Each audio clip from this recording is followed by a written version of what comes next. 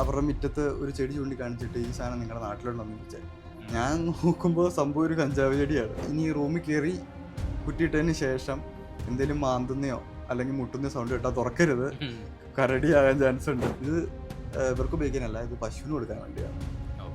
പശുവിന് കൊടുക്കാന്ന് പറയുമ്പോൾ പശുക്കള് അതാണ് പറഞ്ഞ പ്രണാമിന് കയ്യും കണക്കില്ല. അതായത് കാണുന്ന എല്ലാ ആൾക്കാരുടെ അടുത്തും നമ്മൾ പ്രണാം പറയാം. അവർ അവരുടെ ലൈഫ് അവർ തന്നെ ഡിസൈൻ ചെയ്തേക്കാണ്. അതായത് ഈ ഒരു അഡ്വഞ്ചർ ലൈഫാണ് അവർ ഡിസൈൻ ചെയ്തേക്കുന്നത്. ഈ മാർക്കറ്റിൻ്റെ ഉള്ളിലോട്ട് ഞാൻ കയറുകയാണ്. അപ്പോൾ ഈ മാർക്കറ്റിൻ്റെ ഉള്ളിൽ കയറുന്നതിന് നമ്മൾ ശരിക്കും ഞെട്ടുകയാണ്. ഇന്ത്യയിലുള്ള ഒരു മാർക്കറ്റ് നമ്മളെ ഇത്രയും എക്സൈറ്റ് ചെയ്യിക്കുന്നു, അല്ലെങ്കിൽ നമ്മൾ ഇത്രയും ഒരു പോസിറ്റീവ്നെസ് കൊണ്ടുവരുന്ന പറയുമ്പോൾ ഇത്ര സ്പിരിച്വൽ സ്ഥലങ്ങളിലായിരിക്കും.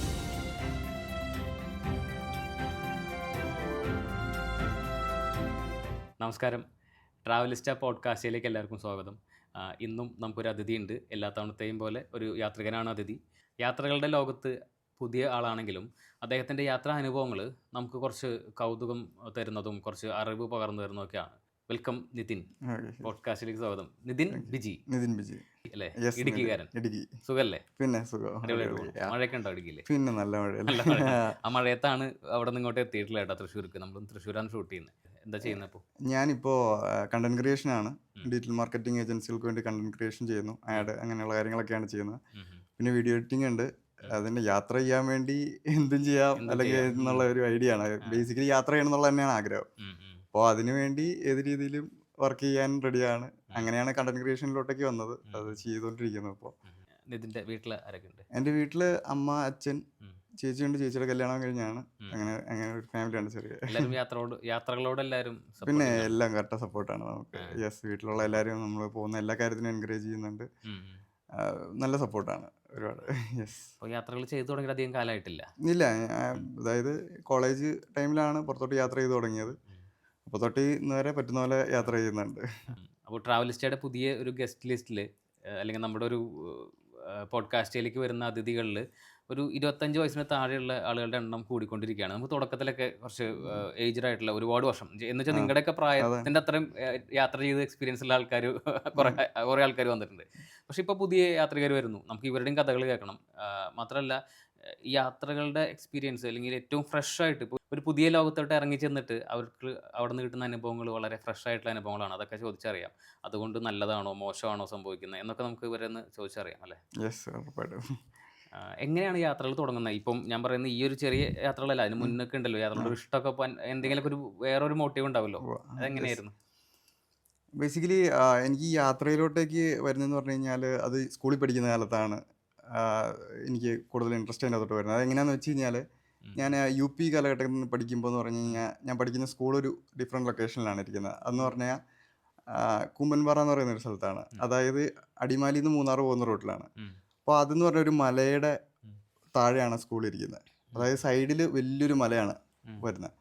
പെട്ടിമുടി എന്ന് പറയും. ഭയങ്കര രസമുള്ള സ്ഥലമാണ്. ദുരന്തം സംഭവിച്ചത് അത് മൂന്നാറിലെ പെട്ടിമുടിയാണ്. ഇത് അടിമാലിക്കടുത്ത് അതേപോലെ തന്നെ ഒരു മുടി, അതിനും പെട്ടിമുടി തന്നെയാണ് പറയുന്നത്. ഇപ്പോൾ ഭയങ്കര രസമുള്ള, ഇപ്പോൾ ഒരുപാട് ഫേമസ് ആയി റീലിലേക്ക് വന്ന കുമ്മൻപാറയിലുള്ള. അപ്പോൾ നമ്മളെന്നും ക്ലാസ്സിൽ ഇരിക്കുന്ന സമയത്ത് ജനലിൻ്റെ പുറത്തോട്ട് നോക്കുമ്പോഴത്തേനും ഈ മുടിയാണ് കാണുന്നത്, ഭയങ്കര ഹൈറ്റിൽ നിൽക്കുന്നത്. അപ്പോൾ അന്നേ നമ്മുടെ ഉള്ള ഒരു ആഗ്രഹമാണ് ഇതിൻ്റെ മുകളിൽ എങ്ങനെയും കയറാൻ പറ്റുമോ, ഇതിൻ്റെ മുകളിൽ കയറാൻ പറ്റുമായിരുന്നെങ്കിൽ, അങ്ങനെ ഒരു ആഗ്രഹം വരും. അത് അവിടെ പഠിക്കുന്ന എല്ലാവർക്കും ഉള്ളൊരു കാര്യമാണ്. അപ്പോൾ അതൊരു വലിയൊരു സംഭവം പോലെയായിരുന്നു നമ്മളെ സംബന്ധിച്ചിടത്തോളം. അങ്ങനെ അതിരുന്ന് ഇത് നമ്മൾ നേടിയെടുക്കുന്ന ഒരു 10ാം ക്ലാസ് കഴിയുന്ന സമയത്ത് അതിന് മുകളിൽ കയറി കഴിഞ്ഞപ്പോൾ നമുക്ക് കിട്ടുന്ന ഒരു ഊർജ്ജമുണ്ട്, അല്ലെങ്കിൽ ഒരു എനർജി ഉണ്ട്, അല്ലെങ്കിൽ അത് അച്ചീവ് ചെയ്തതിൻ്റെ ഒരു ത്രില്ല്, ആ സാധനം അവിടെ തൊട്ടാണ് കിട്ടി തുടങ്ങി. അതിന് ശേഷം എന്ന് പറയുമ്പോൾ പിന്നെ ഫ്രണ്ട്സ് എല്ലാം കൂടി ഇതേ മൈൻഡ് സെറ്റ് തന്നെയാണ് നമ്മുടെ ആ നാട്ടിലുള്ള നമ്മുടെ ഫ്രണ്ട്സിനുമുള്ള എല്ലാ ആൾക്കാർക്കും. അപ്പോൾ ഈ നമ്മളെല്ലാ ഫ്രണ്ട്സ് കൂടി പിന്നെ ഇതേപോലുള്ള നമ്മുടെ ഇടുക്കി ആയതുകൊണ്ട് മുഴുവൻ മലനിരകളാണല്ലോ, ചുറ്റുമുള്ള മലനിരകൾ പിടിച്ചെടുക്കുക എന്നുള്ള ഒരു ഐഡിയയിൽ ഇങ്ങനെ യാത്ര പോയിക്കൊണ്ടിരിക്കുകയാണ്. അത് എല്ലാ ആഴ്ചകളിലും അങ്ങനെ ഇങ്ങനെയൊക്കെ പറഞ്ഞുകൊണ്ട് ഈ ഉയരങ്ങൾ കീഴടക്കുന്നതിൻ്റെ ആ ഒരു ത്രില്ലിൻ്റെ പുറകെയായിരുന്നു കുറേ നാൾ. അങ്ങനെ ഏകദേശം ആ ഒരു ഏരിയയിലുള്ള നമ്മളെ കൊണ്ട് പറ്റുന്ന എല്ലാ കാര്യങ്ങളും പിടിച്ചെടുക്കുന്നത് അല്ലെ അതിനെ. അപ്പോൾ ഈ കൂമ്പൻപാറ സ്കൂളിൽ നിന്നാണ് ഇതിൻ്റെയൊക്കെ തുടക്കം? യെസ്, അവിടെ നിന്നാണ് നമുക്ക് ഇതിൻ്റെ ഒരു ത്രില്ല് കിട്ടി തുടങ്ങുന്നത്. ആ ഒരു ആഗ്രഹം ഉണ്ടായി അതിലോട്ടേക്ക് എത്തുന്നത്. പിന്നീട് ഇപ്പം നമ്മൾ റീസെൻ്റ് ആയി ചെയ്ത കുറച്ച് യാത്രകൾ, അതിൽ നിന്ന് കിട്ടിയ കുറേ ഡിഫറെൻ്റ് ആയിട്ടുള്ള എക്സ്പീരിയൻസ്, അതാണ് നമ്മുടെ അടുത്ത് നിന്ന് ഷെയർ ചെയ്യാനുള്ളത്. അത് ശരിക്കും പറഞ്ഞു കഴിഞ്ഞാൽ നിതിൻ്റെ ലൈഫിൽ കുറേ ചേഞ്ചസ് ഒക്കെ ഉണ്ടാക്കി എന്നാണ് നിതിൻ പറയുന്നത്. അപ്പം നമുക്കത് ചോദിച്ചറിയാം. പുതിയ യാത്രകളുടെ തുടക്കം എങ്ങനെയായിരുന്നു? പുതിയ യാത്രകളുടെ തുടക്കം എന്ന് പറഞ്ഞു കഴിഞ്ഞാൽ അത് കൊറോണയ്ക്ക് ശേഷമാണ്. അപ്പം എന്നെ ഒരു കോട്ട് വല്ലാത്ത രീതിയിൽ സ്ട്രൈക്ക് ചെയ്തിട്ടുണ്ടായിരുന്നു. കോട്ട് എങ്ങനെയാണെന്ന് വെച്ച് കഴിഞ്ഞാൽ it is better to see something once than it hear it about 1,000 times എന്നുള്ളത്. അതായത് നമ്മളൊരു കാര്യത്തിനെ കുറിച്ച് ഒരുപാട് തവണ കേൾക്കുന്നേക്കാളും ഒരു തവണ കാണുന്നതായിരിക്കും ബെറ്റർ എന്നുള്ളത്. അങ്ങനെ അതൊരു താജ്മഹലിൻ്റെ ഫോട്ടോയുടെ കൂടെയുള്ള ഒരു കോട്ടാണ് അന്ന് തന്നെ സ്ട്രൈക്ക് ചെയ്തത്. അന്നോട്ട് എനിക്ക് താജ്മഹൽ കാണണം എന്നുള്ളൊരു ആഗ്രഹം. അപ്പോൾ ഇത് ലോകാത്ഭുതം എന്നൊക്കെയുള്ള രീതിയിൽ പലതവണ നമ്മൾ കേൾക്കുന്നതാണ്.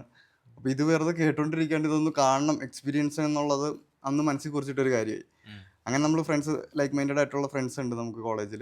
അവരെല്ലാവരുമായിട്ട് പ്ലാൻ ചെയ്ത് ഇതേ ഒരു ലക്ഷ്യത്തോടുകൂടി നമ്മൾ ഇറങ്ങിത്തിരിക്കുകയാണ്. ഇറങ്ങിത്തിരിച്ച് ഇതെല്ലാം കണ്ടുവരുന്ന ഒരു രീതിയിൽ അങ്ങനെ നമ്മൾ ഡൽഹി, ആഗ്ര, ജയ്പൂർ, അജ്മീർ, പുഷ്കർ അങ്ങനെ കറങ്ങുന്ന ഒരു ട്രിപ്പിലാണ് നമ്മുടെ ഒരു യാത്ര സ്റ്റാർട്ട് ചെയ്യുന്നത്. അപ്പോൾ ഫ്രണ്ട്സിൻ്റെ കൂടെയുള്ള യാത്രകളാണ് പിന്നീട് യാത്രകളുടെ തുടക്കം. അതെ. അവിടുന്ന് പിന്നീട് നമ്മൾ ഹിമാചൽ എക്സ്പ്ലോർ ചെയ്യാൻ ഇറങ്ങി. ഹിമാചൽ നമ്മളന്ന് ബീർ ബില്ലിംഗ് എന്ന് പറയുന്ന പാരാഗ്ലൈഡിങ്ങിൻ്റെ ഏറ്റവും ഹയസ്റ്റ് പോയിന്റ്, അതായത് ഇന്ത്യയിലെ ഏറ്റവും ഹയസ്റ്റ് ജമ്പ് ചെയ്യാൻ പറ്റുന്ന ബീർ ബില്ലിങ്, മണാലി, കസോള് അങ്ങനെ പോയ ഒരു യാത്രയാണ് പിന്നീട് ഉണ്ടായത്. അതായിരുന്നു ശരിക്കും വീണ്ടും ഒരു കൂടുതൽ ചിന്തിപ്പിച്ചൊരു യാത്ര എന്ന് പറയാം. കാരണം നമ്മൾ ഇച്ചിരി കൂടി സാഹസികരെയൊക്കെ കൂടുതൽ കണ്ടത് അതായിരുന്നു. നമ്മൾ നമ്മുടെ ഈ ചുറ്റുപാടി കാണുന്ന ആൾക്കാരെക്കാളും ഒക്കെ വ്യത്യസ്തമായ ഒരു ജീവിതം ജീവിക്കുന്ന ആൾക്കാരെയൊക്കെ കാണുന്നത് ഈ ബീർ ബില്ലിംഗ് എന്ന് പറയുന്ന സ്ഥലത്തെത്തുമ്പോഴാണ്. ഈ ബീർ ബില്ലിംഗ് എന്ന് പറയുമ്പോൾ അതൊരുപാട് ഹൈപ്പിഡ് സ്ഥലമൊന്നുമല്ല. ഇപ്പോൾ എല്ലാവരും പാരാഗ്ലൈഡിങ് ചെയ്യുന്നുണ്ട്, പക്ഷേ ഇവിടെ വരുന്ന ആൾക്കാർ ഈ ഏറ്റവും വലിയ ജമ്പ് വരണം എന്നുള്ള ആഗ്രഹത്തോടുകൂടി വരുന്ന ആൾക്കാരാണ്.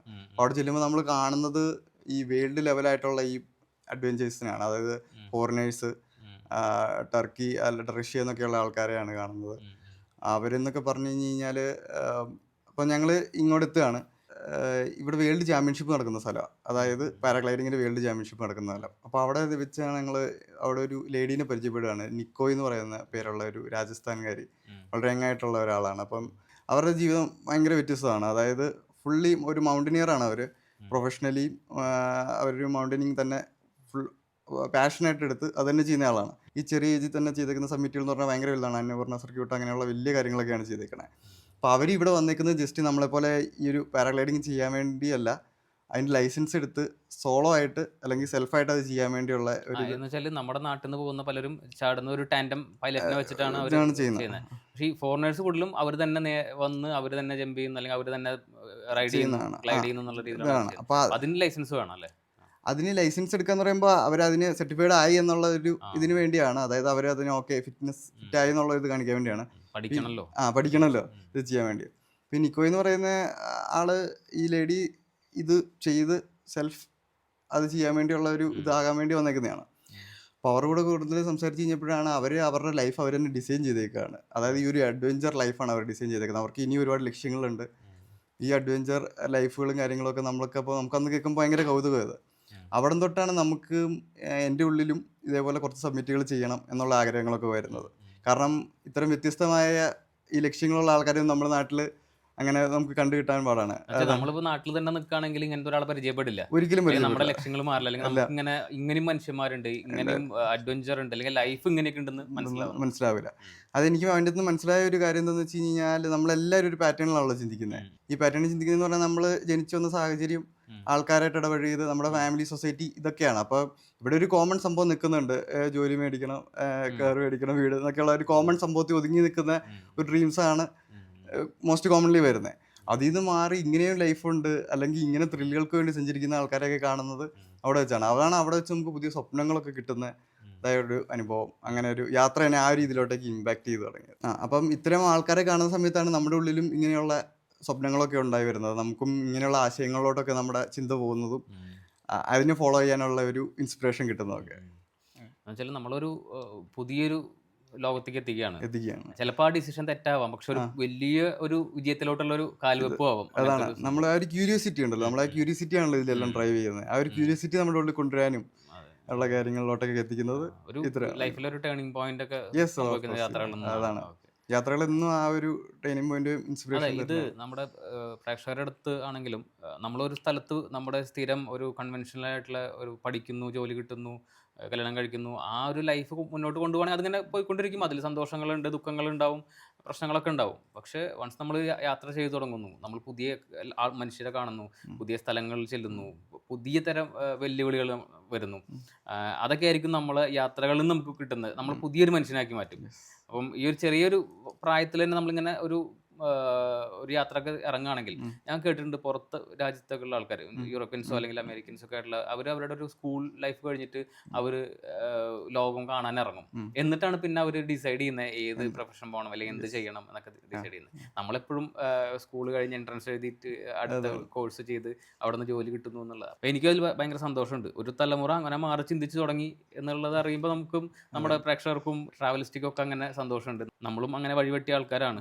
സാന്റോനെ അറിയാലോ. പിന്നെ ഉറപ്പായിട്ടും ട്രാവലിസ്റ്റ് നേരത്തോടെ നമ്മൾ ഫോളോ ചെയ്യുന്നതാണ്. അതും ഈ ലിമിറ്റ്സിനെ കവർ ചെയ്തുകൊണ്ട് ഈ യാത്രകൾ ചെയ്യുന്നത്. ഞാൻ അന്റാർട്ടിക്ക വീഡിയോ തുടങ്ങുമ്പോൾ തൊട്ടാണ് സാന്റോന്റെ ബ്രോയുടെ വീഡിയോ കണ്ടന്റ് ഒരുപാട് കണ്ടു തുടങ്ങിയതും. പിന്നീട് ആ ഒരു റോ എക്സ്പീരിയൻസുകൾ നമ്മൾ എന്ത് സീക്ക് ചെയ്യുന്നോ അത് തന്നെയാണ് അവിടെ നിന്ന് കിട്ടുന്നത്. അത് അന്നോട്ടെ ട്രാവലിസ്റ്റ് ഒരുപാട് നമ്മൾ ഫോളോ ചെയ്യുന്നത്. പുതിയ വഴികൾ തെളിച്ചുകൊണ്ടിരിക്കുന്ന ആൾക്കാരാണ്. അല്ലെങ്കിൽ പുതിയ തലമുറയ്ക്ക് ഇപ്പോൾ നിങ്ങളെപ്പോലുള്ള ആൾക്കാരും നിങ്ങളുടെ കഥകളും അടുത്ത വരുന്ന ജനറേഷനും അല്ലെങ്കിൽ അടുത്ത വരുന്ന നിങ്ങളുടെ തൊട്ട് പുറകിൽ വരുന്ന ആൾക്കാർക്കും ഒരു ഇൻസ്പിറേഷൻ ആവട്ടെ, അല്ലെങ്കിൽ അവർക്കും പുതിയ യാത്രകൾ തുടങ്ങാനുള്ള ഒരു മോട്ടിവേഷൻ ആവാം. എന്തായാലും നിതിൻ്റെ കഥകൾ കുറെ എക്സൈറ്റിംഗ് ആയിട്ടുള്ള കുറെ കാര്യങ്ങളുണ്ട്. അപ്പോൾ ഇപ്പം സോളോ യാത്രകളാണ് കൂടുതൽ ചെയ്യുന്നല്ലേ? ആ നിക്കോയിൽ തന്ന ഒരു പ്രചോദനമാണോ യാത്രകളിൽ മാറി ചിന്തിക്കാൻ കാരണം? അതെ, അതിനുശേഷം ഞാൻ ഈ യാത്രകളുടെ ഈ ഒരു ത്രില്ല് കിട്ടുന്ന സമയം തൊട്ട് കുറച്ച് ബുക്സ് വായിക്കുന്നുണ്ടായിരുന്നു. കുറച്ച് യാത്രാ വിവരണങ്ങൾ അങ്ങനെയൊക്കെ വായിക്കുന്നുണ്ടായിരുന്നു. അപ്പം ടിബറ്റിലോട്ടേക്ക് പോയ ഒരു മലയാളി യാത്രികൻ്റെ ഒരു ബുക്ക് വായിച്ചിട്ടുണ്ടായിരുന്നു. അതിൻ്റെ അകത്തൊക്കെ സോളോ യാത്രകളെക്കുറിച്ച് ആൾ പറയുന്നുണ്ടായിരുന്നു. പിന്നെ ഓഷോയുടെ ചില ബുക്കുകളിലൊക്കെ ചില കോട്ടുകൾ ഞാൻ കേട്ടിട്ടുണ്ട്. സോളോ ട്രാവലിംഗ് എന്ന് പറയുന്നത് നമ്മളൊരു സ്ഥലത്തോട്ട് പോകുന്ന ഇതിനേക്കാൾ കൂടുതൽ ആ യാത്ര നമ്മളിലേക്ക് തന്നെയാണെന്നൊക്കെ ഉള്ളത്. അപ്പം ഇങ്ങനെയൊരു മിസ്റ്ററി അവിടെ നമുക്ക് ആ ക്യൂരിയോസിറ്റി നമുക്ക് വരുന്നുണ്ട്. അപ്പോൾ ഇത് എന്താണെന്ന് നമുക്ക് അറിയണം. ഈ സോളോ ട്രാവലിങ്ങിന് എന്താണ് ഇവർ ഇത്രയും ഹൈപ്പ് ചെയ്ത് പറയുന്നത്, അല്ലെങ്കിൽ അതിൻ്റെ കാര്യം എന്താണ്, അത് നമുക്ക് വ്യക്തമല്ല. അത് പോയാലേ മനസ്സിലാവുള്ളൂ എന്നാണ് അവർ പറയുന്നത്. അപ്പോൾ അതെന്താണെന്ന് അറിയണം എന്നുള്ളൊരു സംഭവത്തിലാണ് നമ്മൾ ഈ സോളോ ട്രാവലിങ്ങിലോട്ട് ഇറങ്ങുന്നത്. അപ്പോൾ ഒറ്റയ്ക്ക് ചെയ്ത ആ യാത്ര അതിലോട്ട് പോവാം. അപ്പോൾ അങ്ങനെ ഞാൻ ഇറങ്ങിത്തിരിക്കുന്നത് ശരിക്കും ഋഷികേശിലേക്കാണ്. ഋഷികേശിലോട്ടേക്കാണ് ഞാൻ ആദ്യം പ്ലാൻ ചെയ്യുന്നത്. അതെനിക്ക് നേരത്തോട്ടെ മൈൻഡ് ഉണ്ടായിരുന്ന ഒരു സംഭവമാണ്. കുറേ അഡ്വഞ്ചറിനും സ്പിരിച്വലിനും ഒക്കെ ഒരുപാട് ഇമ്പോർട്ടൻസ് ഉള്ള സ്ഥലമാണല്ലോ. അപ്പോൾ അന്ന് ഞാൻ പോകാറങ്ങുന്ന നേരത്ത് കുറച്ച് അഡ്വഞ്ചർ ആക്ടിവിറ്റീസ് ചെയ്യുക. അവിടെ റിവർ റാഫ്റ്റിങ്, ബങ്കി ജമ്പിങ് എന്നുള്ള കാര്യത്തിന് ഭയങ്കര ഫേമസ് ആണല്ലോ ഇന്ത്യയിൽ. അപ്പോൾ അതൊക്കെ ചെയ്ത് തിരിച്ചു വരാമെന്നുള്ളതായിരുന്നു ഒരു പ്ലാനിലാണ് ഞാൻ പോകുന്നത്. അപ്പോൾ അങ്ങനെ ഞാൻ ഡൽഹി ചെന്നിറങ്ങുന്നു. ഉത്തരാഖണ്ഡിലെ യുപിയുടെ വണ്ടിയാണ് ആണ് ആ ഒരു ട്രാൻസ്പോർട്ട് ഇതാണ്, ഹിമാചലിൻ്റെ വണ്ടികളാണല്ലോ. അപ്പോൾ അതാണ് ഞാനിപ്പോഴും പ്രിഫർ ചെയ്യുന്നത്. അങ്ങനത്തെ ട്രിപ്പുകൾ പോകാനാണ്. അതായത് എപ്പോഴും ലോക്കൽ ട്രാൻസ്പോർട്ട് ഉപയോഗിക്കാൻ വേണ്ടിയാണ് കൂടുതൽ ശ്രദ്ധിക്കാറ്. അവൻ്റെ അടുത്താണല്ലോ ലൈഫ് ഉള്ളത്, നമ്മുടെ ഡെയിലി ലൈഫ് കൂടുതൽ കാണാൻ പറ്റുന്നത്. അങ്ങനെ കയറി അവിടെ വെച്ച് കുറച്ച് ആൾക്കാരെ പരിചയപ്പെട്ടു. അപ്പം ഞാൻ അവിടെ ചെന്നിറങ്ങുമ്പോൾ, ഋഷി ചെന്നിറങ്ങുമ്പോൾ ഒരുപാട് വൈകി. ഏകദേശം 9 മണിക്ക് ചെല്ലേണ്ടായിരുന്നു. ഞാൻ 11 മണിയായപ്പോഴാണ് തന്നെ. അപ്പം ഞാൻ ഹോസ്റ്റൽ ബുക്ക് ചെയ്തേക്കുന്നത് ഋഷികേശിലെ തപോവൻ എന്ന് പറയുന്ന സ്ഥലത്താണ്. അത് ഋഷികേശിന് പിന്നെ ഒരു 3-4 കിലോമീറ്റർ ഉണ്ട്. അത് വേറെ തന്നെ ഒരു സ്ഥലത്താണ്. ഈ 11 മണിക്ക് വന്നിറങ്ങുന്ന സമയത്ത് ഇവിടുന്ന് പിന്നെ ഒരു ഓട്ടോ വിളിച്ച് പോകാമെന്ന് പറയുമ്പോഴത്തേനും പോകേണ്ട ഒരു അവസ്ഥയാണ്. ഏകദേശം വലിയ ചാർജ് കൊടുത്ത് വേണം പോകാൻ. 400 രൂപ, ചെറിയ 3-4 കിലോമീറ്ററിന് അത്രയും വലിയ ചാർജ് ചെയ്യുന്നതാണ്. അപ്പം ഞാൻ ഈ ഓട്ടോക്കാരൻ്റെ അടുത്ത്, ഒരു ഓട്ടോക്കാരനെ കണ്ടുപിടിച്ച് ഓട്ടോക്കാരൻ്റെ അടുത്ത് ഒരു ബാർഗെയിനിങ് ചെയ്യുന്ന സമയത്ത് എനിക്ക് ബാക്കിൽ നിന്ന് ഒരു വിളി വരികയാണ്, അറിയോ മലയാളി എന്ന് പറഞ്ഞിട്ടുള്ളത്. അപ്പോൾ ഞാൻ യെസ് എന്ന് പറഞ്ഞുകൊണ്ട് ഞാൻ പെട്ടെന്ന് തിരിഞ്ഞു നോക്കി. അപ്പം ഞാൻ തിരിഞ്ഞു നോക്കുമ്പോൾ ഒരു ഉത്തരാഖണ്ഡുകാരനാണ്. ആളുടെ പേര് ദീപക് എന്നാണ്. ആളാണ് എൻ്റെ ഈ ഒരു ട്രിപ്പിൻ്റെ പ്ലാനെ ആകെ മാറ്റി മറിക്കുന്ന ഒരു ആൾ. അപ്പോൾ ആള് എൻ്റെ അടുത്ത് ചോദിച്ചു, ഇപ്പം തപോവനിലോട്ടേക്ക് പോകാൻ നിൽക്കുകയാണെന്ന് പറഞ്ഞു. ഞാൻ അവിടെ ഹോസ്റ്റൽ ബുക്ക് ചെയ്തെന്ന് പറഞ്ഞു. അപ്പം അങ്ങോട്ട് പോകുന്ന ഒട്ടും സേഫ് ആയിട്ടുള്ള കാര്യമല്ല, ഒരുപാട് ചാർജ് കൊടുത്ത് വേണം പോകാൻ. നിങ്ങൾക്ക് ഇവിടെ സ്റ്റേ ചെയ്തിട്ടായിരിക്കും പോകുന്നതായിരിക്കും ബെറ്റർ. ഇവിടെ തന്നെയാണ് സ്റ്റേ ചെയ്യുന്നത്, അതുകൊണ്ട് മോർണിംഗ് പോകുന്നതായിരിക്കും ബെറ്റർ എന്ന് പറഞ്ഞു. ഞാൻ അപ്പോൾ നോക്കുമ്പോൾ ശരിയാണ്, ഞാൻ ഏകദേശം ഒരു 250 രൂപയുടെ ഹോസ്റ്റലാണ് ബുക്ക് ചെയ്തേക്കുന്നത്. ഇവിടുന്ന് ഇനി 400 രൂപ കൊടുത്ത് അവിടെ പോയി നിൽക്കുന്നേക്കാളും ഭേദം ഇവിടെ 150 രൂപയ്ക്ക് സ്റ്റേ കിട്ടുകയും ചെയ്യും. അങ്ങനെ ഞാൻ ഓട്ടോ പ്ലാനൊക്കെ ക്യാൻസൽ ചെയ്ത് ഇവരുടെ കൂടെ നടന്നു പോയി. ഇവരുടെ ഒരു ദീപക്കിൻ്റെ ഇവിടെ. അപ്പോൾ ഇവർ 2 പേരാണ്, 2 സുഹൃത്തുക്കളാണ്, ദീപക്, വിപിൻ എന്ന് പറയുന്ന 2 പേര്. ഇവർ ഉത്തരാഖണ്ഡിൻ്റെ ഒരു ഉൾഗ്രാമത്തിൽ താമസിക്കുന്ന ഗ്രാമത്തിൽ നിന്നുള്ള 2 ആൾക്കാരാണ്. ഇവർ പ്രൊഫഷണലി ഷെഫാണ്. ഇവർ പുറത്ത് മുംബൈയിൽ വർക്ക് ചെയ്യുന്നതാണ്. ഇവരുടെ ഒരു പെങ്ങളുടെ കല്യാണം ആയതുകൊണ്ട് ജസ്റ്റ് ലീവ് എടുത്ത് വന്നേക്കുന്നതാണ്. അങ്ങനെ ഞാൻ പോകുന്ന വഴിക്ക് നമ്മൾ പരിചയപ്പെട്ടു. അല്ല, ഇവർക്ക് തന്നെ മലയാളിയാണെന്ന് തിരിച്ചറിഞ്ഞു? അല്ല, മലയാളിയാണെന്ന് തിരിച്ചറിയുന്നത് എങ്ങനെയാണെന്ന് വെച്ച് കഴിഞ്ഞാൽ, ഞാൻ ബസ്സിൽ വരുന്ന സമയത്ത് ഞാൻ ഫോണിൽ മലയാളത്തിൽ സംസാരിക്കുന്നത്. ഫ്രണ്ട്സിൻ്റെ അടുത്തും വീട്ടിലോട്ട് വിളിക്കുന്ന സമയത്ത് ഞാൻ മലയാളത്തിൽ സംസാരിക്കുമ്പോൾ ഇവരത് നോട്ട് ചെയ്യുന്നുണ്ട്. ഇവരുടെ അടുത്ത് പിന്നെയാണ് അത് പറയണേ എങ്ങനെ നോട്ടീസ് ചെയ്യുന്നുള്ളത്. ഇവരുടെ റൂമിലും ഈ ദീപക് എന്ന് പറയുന്ന ആൾ ദുബായിൽ ഷിപ്പിലൊക്കെ ബേസ്ഡ് കമ്പനിയിൽ ഷിപ്പിൽ വർക്ക് ചെയ്തിട്ടുണ്ട്. ഓട്ടോമാറ്റിക്കായിട്ട് അവിടെ മലയാളീസ് ഉണ്ടാവുമല്ലോ ദുബായിൽ. അപ്പോൾ പുള്ളിയുടെ റൂംമേറ്റ് ഒരു കണ്ണൂറുകാരനാണ്. അപ്പോൾ പുള്ളിക്ക് അങ്ങനെ ഇവർക്ക് മലയാളം ഫെമിലിയർ ആണ്. അങ്ങനെ ആ മലയാളം ശ്രദ്ധിച്ചാണ് ഇവർ പറഞ്ഞു. ആ പുള്ളി അതിനെക്കുറിച്ച് തന്നെ എൻ്റെ അടുത്ത് കുറേ നേരം പറഞ്ഞു. നിങ്ങൾ മലയാളികൾ ഭയങ്കര ക്രേസി പീപ്പിളാണ്, ഫ്രണ്ട്ഷിപ്പിൻ്റെ കേസിൽ ഒരു രക്ഷയില്ല. അതുകൊണ്ട് പുള്ളീനെ ഒരുപാട് പ്രശ്നങ്ങളിൽ നിന്ന് രക്ഷിച്ചിട്ടുണ്ട് ഈ പറയുന്ന മലയാളി ഫ്രണ്ട്സ്. അപ്പോൾ അങ്ങനെ കണ്ടാണ് നിങ്ങളെ പിന്നെ സുഖമായിട്ട് ഇവിടെയുള്ള ആൾക്കാർ പറ്റിക്കുകയും ചെയ്യും. ആ പറ്റിപ്പിൽ വീഴുണ്ടല്ലോ എന്ന് ഓർത്തിട്ടാണ് അവിടുന്ന് വിളിച്ചതെന്ന് കാര്യങ്ങൾ പറഞ്ഞു. പിന്നെ അപ്പോൾ താമസം അവർ അറേഞ്ച് ചെയ്ത് തന്നോ? ഇല്ല, അപ്പോൾ അവർ ഈ താമസിക്കാൻ പോകുന്ന സ്ഥലത്തോട്ടേക്ക് ചെല്ലുന്നു. അപ്പോൾ നമ്മൾ ലോഡ്ജിൻ്റെ അടുത്തോട്ട് ചെന്നു. അപ്പോൾ എന്തായാലും ഡോർമെട്രി താമസിക്കുക എന്നുള്ള ഐഡിയയിലാണ് ചെല്ലുന്നത്. അപ്പോൾ പുള്ളി എൻ്റെ അടുത്ത് ചോദിച്ചു, എന്തായാലും ഡോർമെട്രിയിൽ പല ആൾക്കാരുടെ കൂടെയാണ് താമസിക്കുന്നത്, നിങ്ങൾക്ക് ഓക്കെ ആണെന്നുണ്ടെങ്കിൽ നമ്മളോട് റൂം ഷെയർ ചെയ്ത് ഒരുമിച്ച് താമസിക്കാമെന്ന് പറഞ്ഞു. അപ്പോൾ ഞാൻ ഓക്കെ പറഞ്ഞു. എന്താണെങ്കിലും സ്ട്രേഞ്ചേഴ്സിൻ്റെ കൂടെയാണല്ലോ നിൽക്കുന്നത്. അങ്ങനെ നമ്മൾ നേരെ റൂമിൽ കയറി പെട്ടെന്നെല്ലാം ഫ്രഷായി ഇറങ്ങി ഭക്ഷണം കഴിക്കാൻ വേണ്ടി ഇറങ്ങി. അപ്പോൾ പുള്ളീൻ്റെ അടുത്ത് ചോദിക്കുകയാണ്, എന്താണ് ഒറ്റയ്ക്ക് ഇറങ്ങിയത്, നാട്ടിൽ ഫ്രണ്ട്സൊന്നും ഇല്ലാത്തതുകൊണ്ടാണോ എല്ലാവരും ചില്ല് ചെയ്യാൻ വേണ്ടി വരുന്ന സമയത്ത് ഈ ഒറ്റയ്ക്ക് ഇറങ്ങാൻ കാരണം എന്താണ്? നല്ല ഫ്രണ്ട്സ്. ഞാൻ പറഞ്ഞു ഫ്രണ്ട്സ് ഇല്ലാത്തതിൻ്റെ അല്ല, ഞാനിങ്ങനെ ഒരു സോളോ ട്രാവലിംഗ് തന്നെ ഉദ്ദേശിച്ച് വന്നതാണ്. സോളോ ട്രാവലിങ്ങിൻ്റെ ഒരു എക്സ്പീരിയൻസ് എങ്ങനെ ഉണ്ടെന്ന് അറിയാൻ വേണ്ടി തന്നെ ആയിട്ട് ഇറങ്ങിയതാണ്. ഞാനപ്പോൾ പുള്ളിയുടെ അടുത്ത് ഇത്രയും നേരം വന്നതിൻ്റെ ഒരു എക്സ്പീരിയൻസ് ഷെയർ ചെയ്തു. ഒറ്റയ്ക്ക് എടുക്കുന്ന ഡിസിഷനുകൾ, അതായത് നമ്മൾ ഡിസിഷൻ മേക്കിങ് നമ്മളിപ്പോൾ രണ്ടുപേരുണ്ടെങ്കിൽ എങ്ങനെയാണെങ്കിലും അങ്ങോട്ടും ഇങ്ങോട്ടും ആലോചിച്ചാണ് ചെയ്യുന്നത്. നമ്മളെ ലൈഫിൽ ത്രൂ ഔട്ട് രണ്ടുപേര് അല്ലെങ്കിൽ നമ്മളെപ്പോഴും മറ്റുള്ളവരുടെ ഒപ്പീനിയൻസ് എടുത്ത കാര്യങ്ങൾ ചെയ്യുന്നത്. അപ്പോൾ ഇങ്ങനെ ഒരു സാഹചര്യം എന്ന് പറയുമ്പോഴത്തേനും നമ്മൾ ഒരു ദിവസം ഒരുപാട് ഡിസിഷൻസ് തന്നെ എടുക്കുകയാണ്.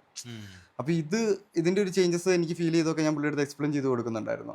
നമ്മുടെ തന്നെയുള്ള ഒരു എന്താണ് ഗുണങ്ങളും കുറവുകളും ഒക്കെ എന്താണെന്ന് കൂടുതൽ തിരിച്ചറിയാൻ എനിക്ക് പറ്റിയ കാര്യങ്ങളും അത് എനിക്ക് എങ്ങനെ ബെനിഫിറ്റ് ചെയ്തു, ഇതുവരെയുള്ള കാര്യങ്ങൾ ഞാൻ പറഞ്ഞു കൊടുത്തു പുള്ളിക്ക്.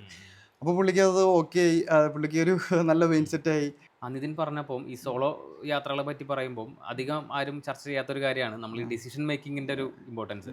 മറ്റുള്ള യാത്രകളിൽ നിന്ന് വ്യത്യസ്തമാക്കുന്ന സോളോന്റെ മറ്റുള്ള പല കാര്യങ്ങളും പറയും, ഒറ്റയ്ക്ക് നമ്മുടെ സ്പേസ് കിട്ടും, സെൽഫ് റിയലൈസേഷനെ പറ്റി പറയുമ്പോഴും ഇങ്ങനെ ഒരു ഡിസിഷൻ മേക്കിംഗ് എന്നുള്ള ഒരു സംഗതിൻ്റെ ഉള്ളിലുള്ള കാര്യം ഇപ്പം അത് ഞാനും അപ്പോഴും ശ്രദ്ധിക്കുന്നത്.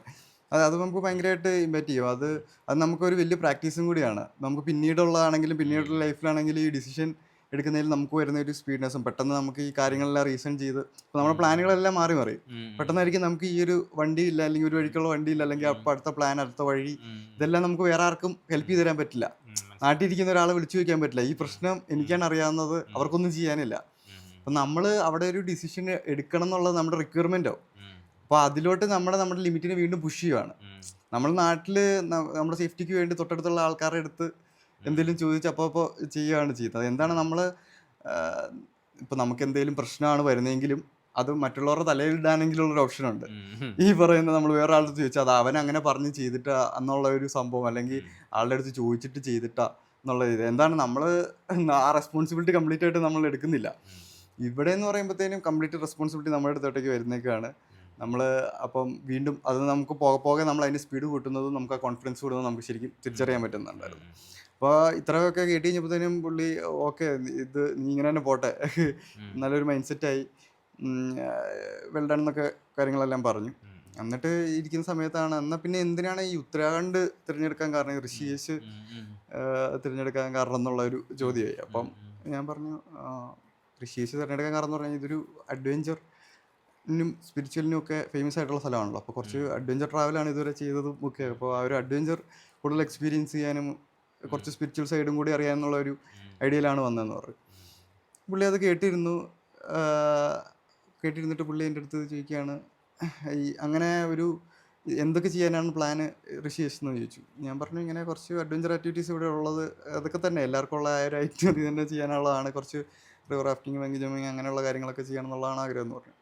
അപ്പോൾ പുള്ളി കുറച്ച് നേരം ആലോചിച്ചിട്ട് എൻ്റെ അടുത്ത് പറഞ്ഞു, നീ ഉദ്ദേശിക്കുന്ന നിനക്ക് റോ എക്സ്പീരിയൻസ് ആണ് കൂടുതലും, ഒരു കൾച്ചറിലോട്ട് ഇറങ്ങി ചെന്നൊക്കെയാണ് ട്രാവൽ ചെയ്യണം എന്നുണ്ടെങ്കിൽ നീ ഋഷികേശ് നിന്നിട്ട് കാര്യമില്ല. ഋഷികേശ് എന്ന് പറയുന്നത് ഭയങ്കര ഒരു ഓവർ സാച്ചുറേറ്റഡ് ആയിട്ടുള്ള ഒരു സ്ഥലമാണ്. അതായത് ഫുള്ള് ടൂറിസ്റ്റുകൾ വന്നിറങ്ങി ഒരു ടൂറിസ്റ്റുകൾക്ക് വേണ്ടിയുള്ള സ്ഥലമായി മാറിയിരുന്നു.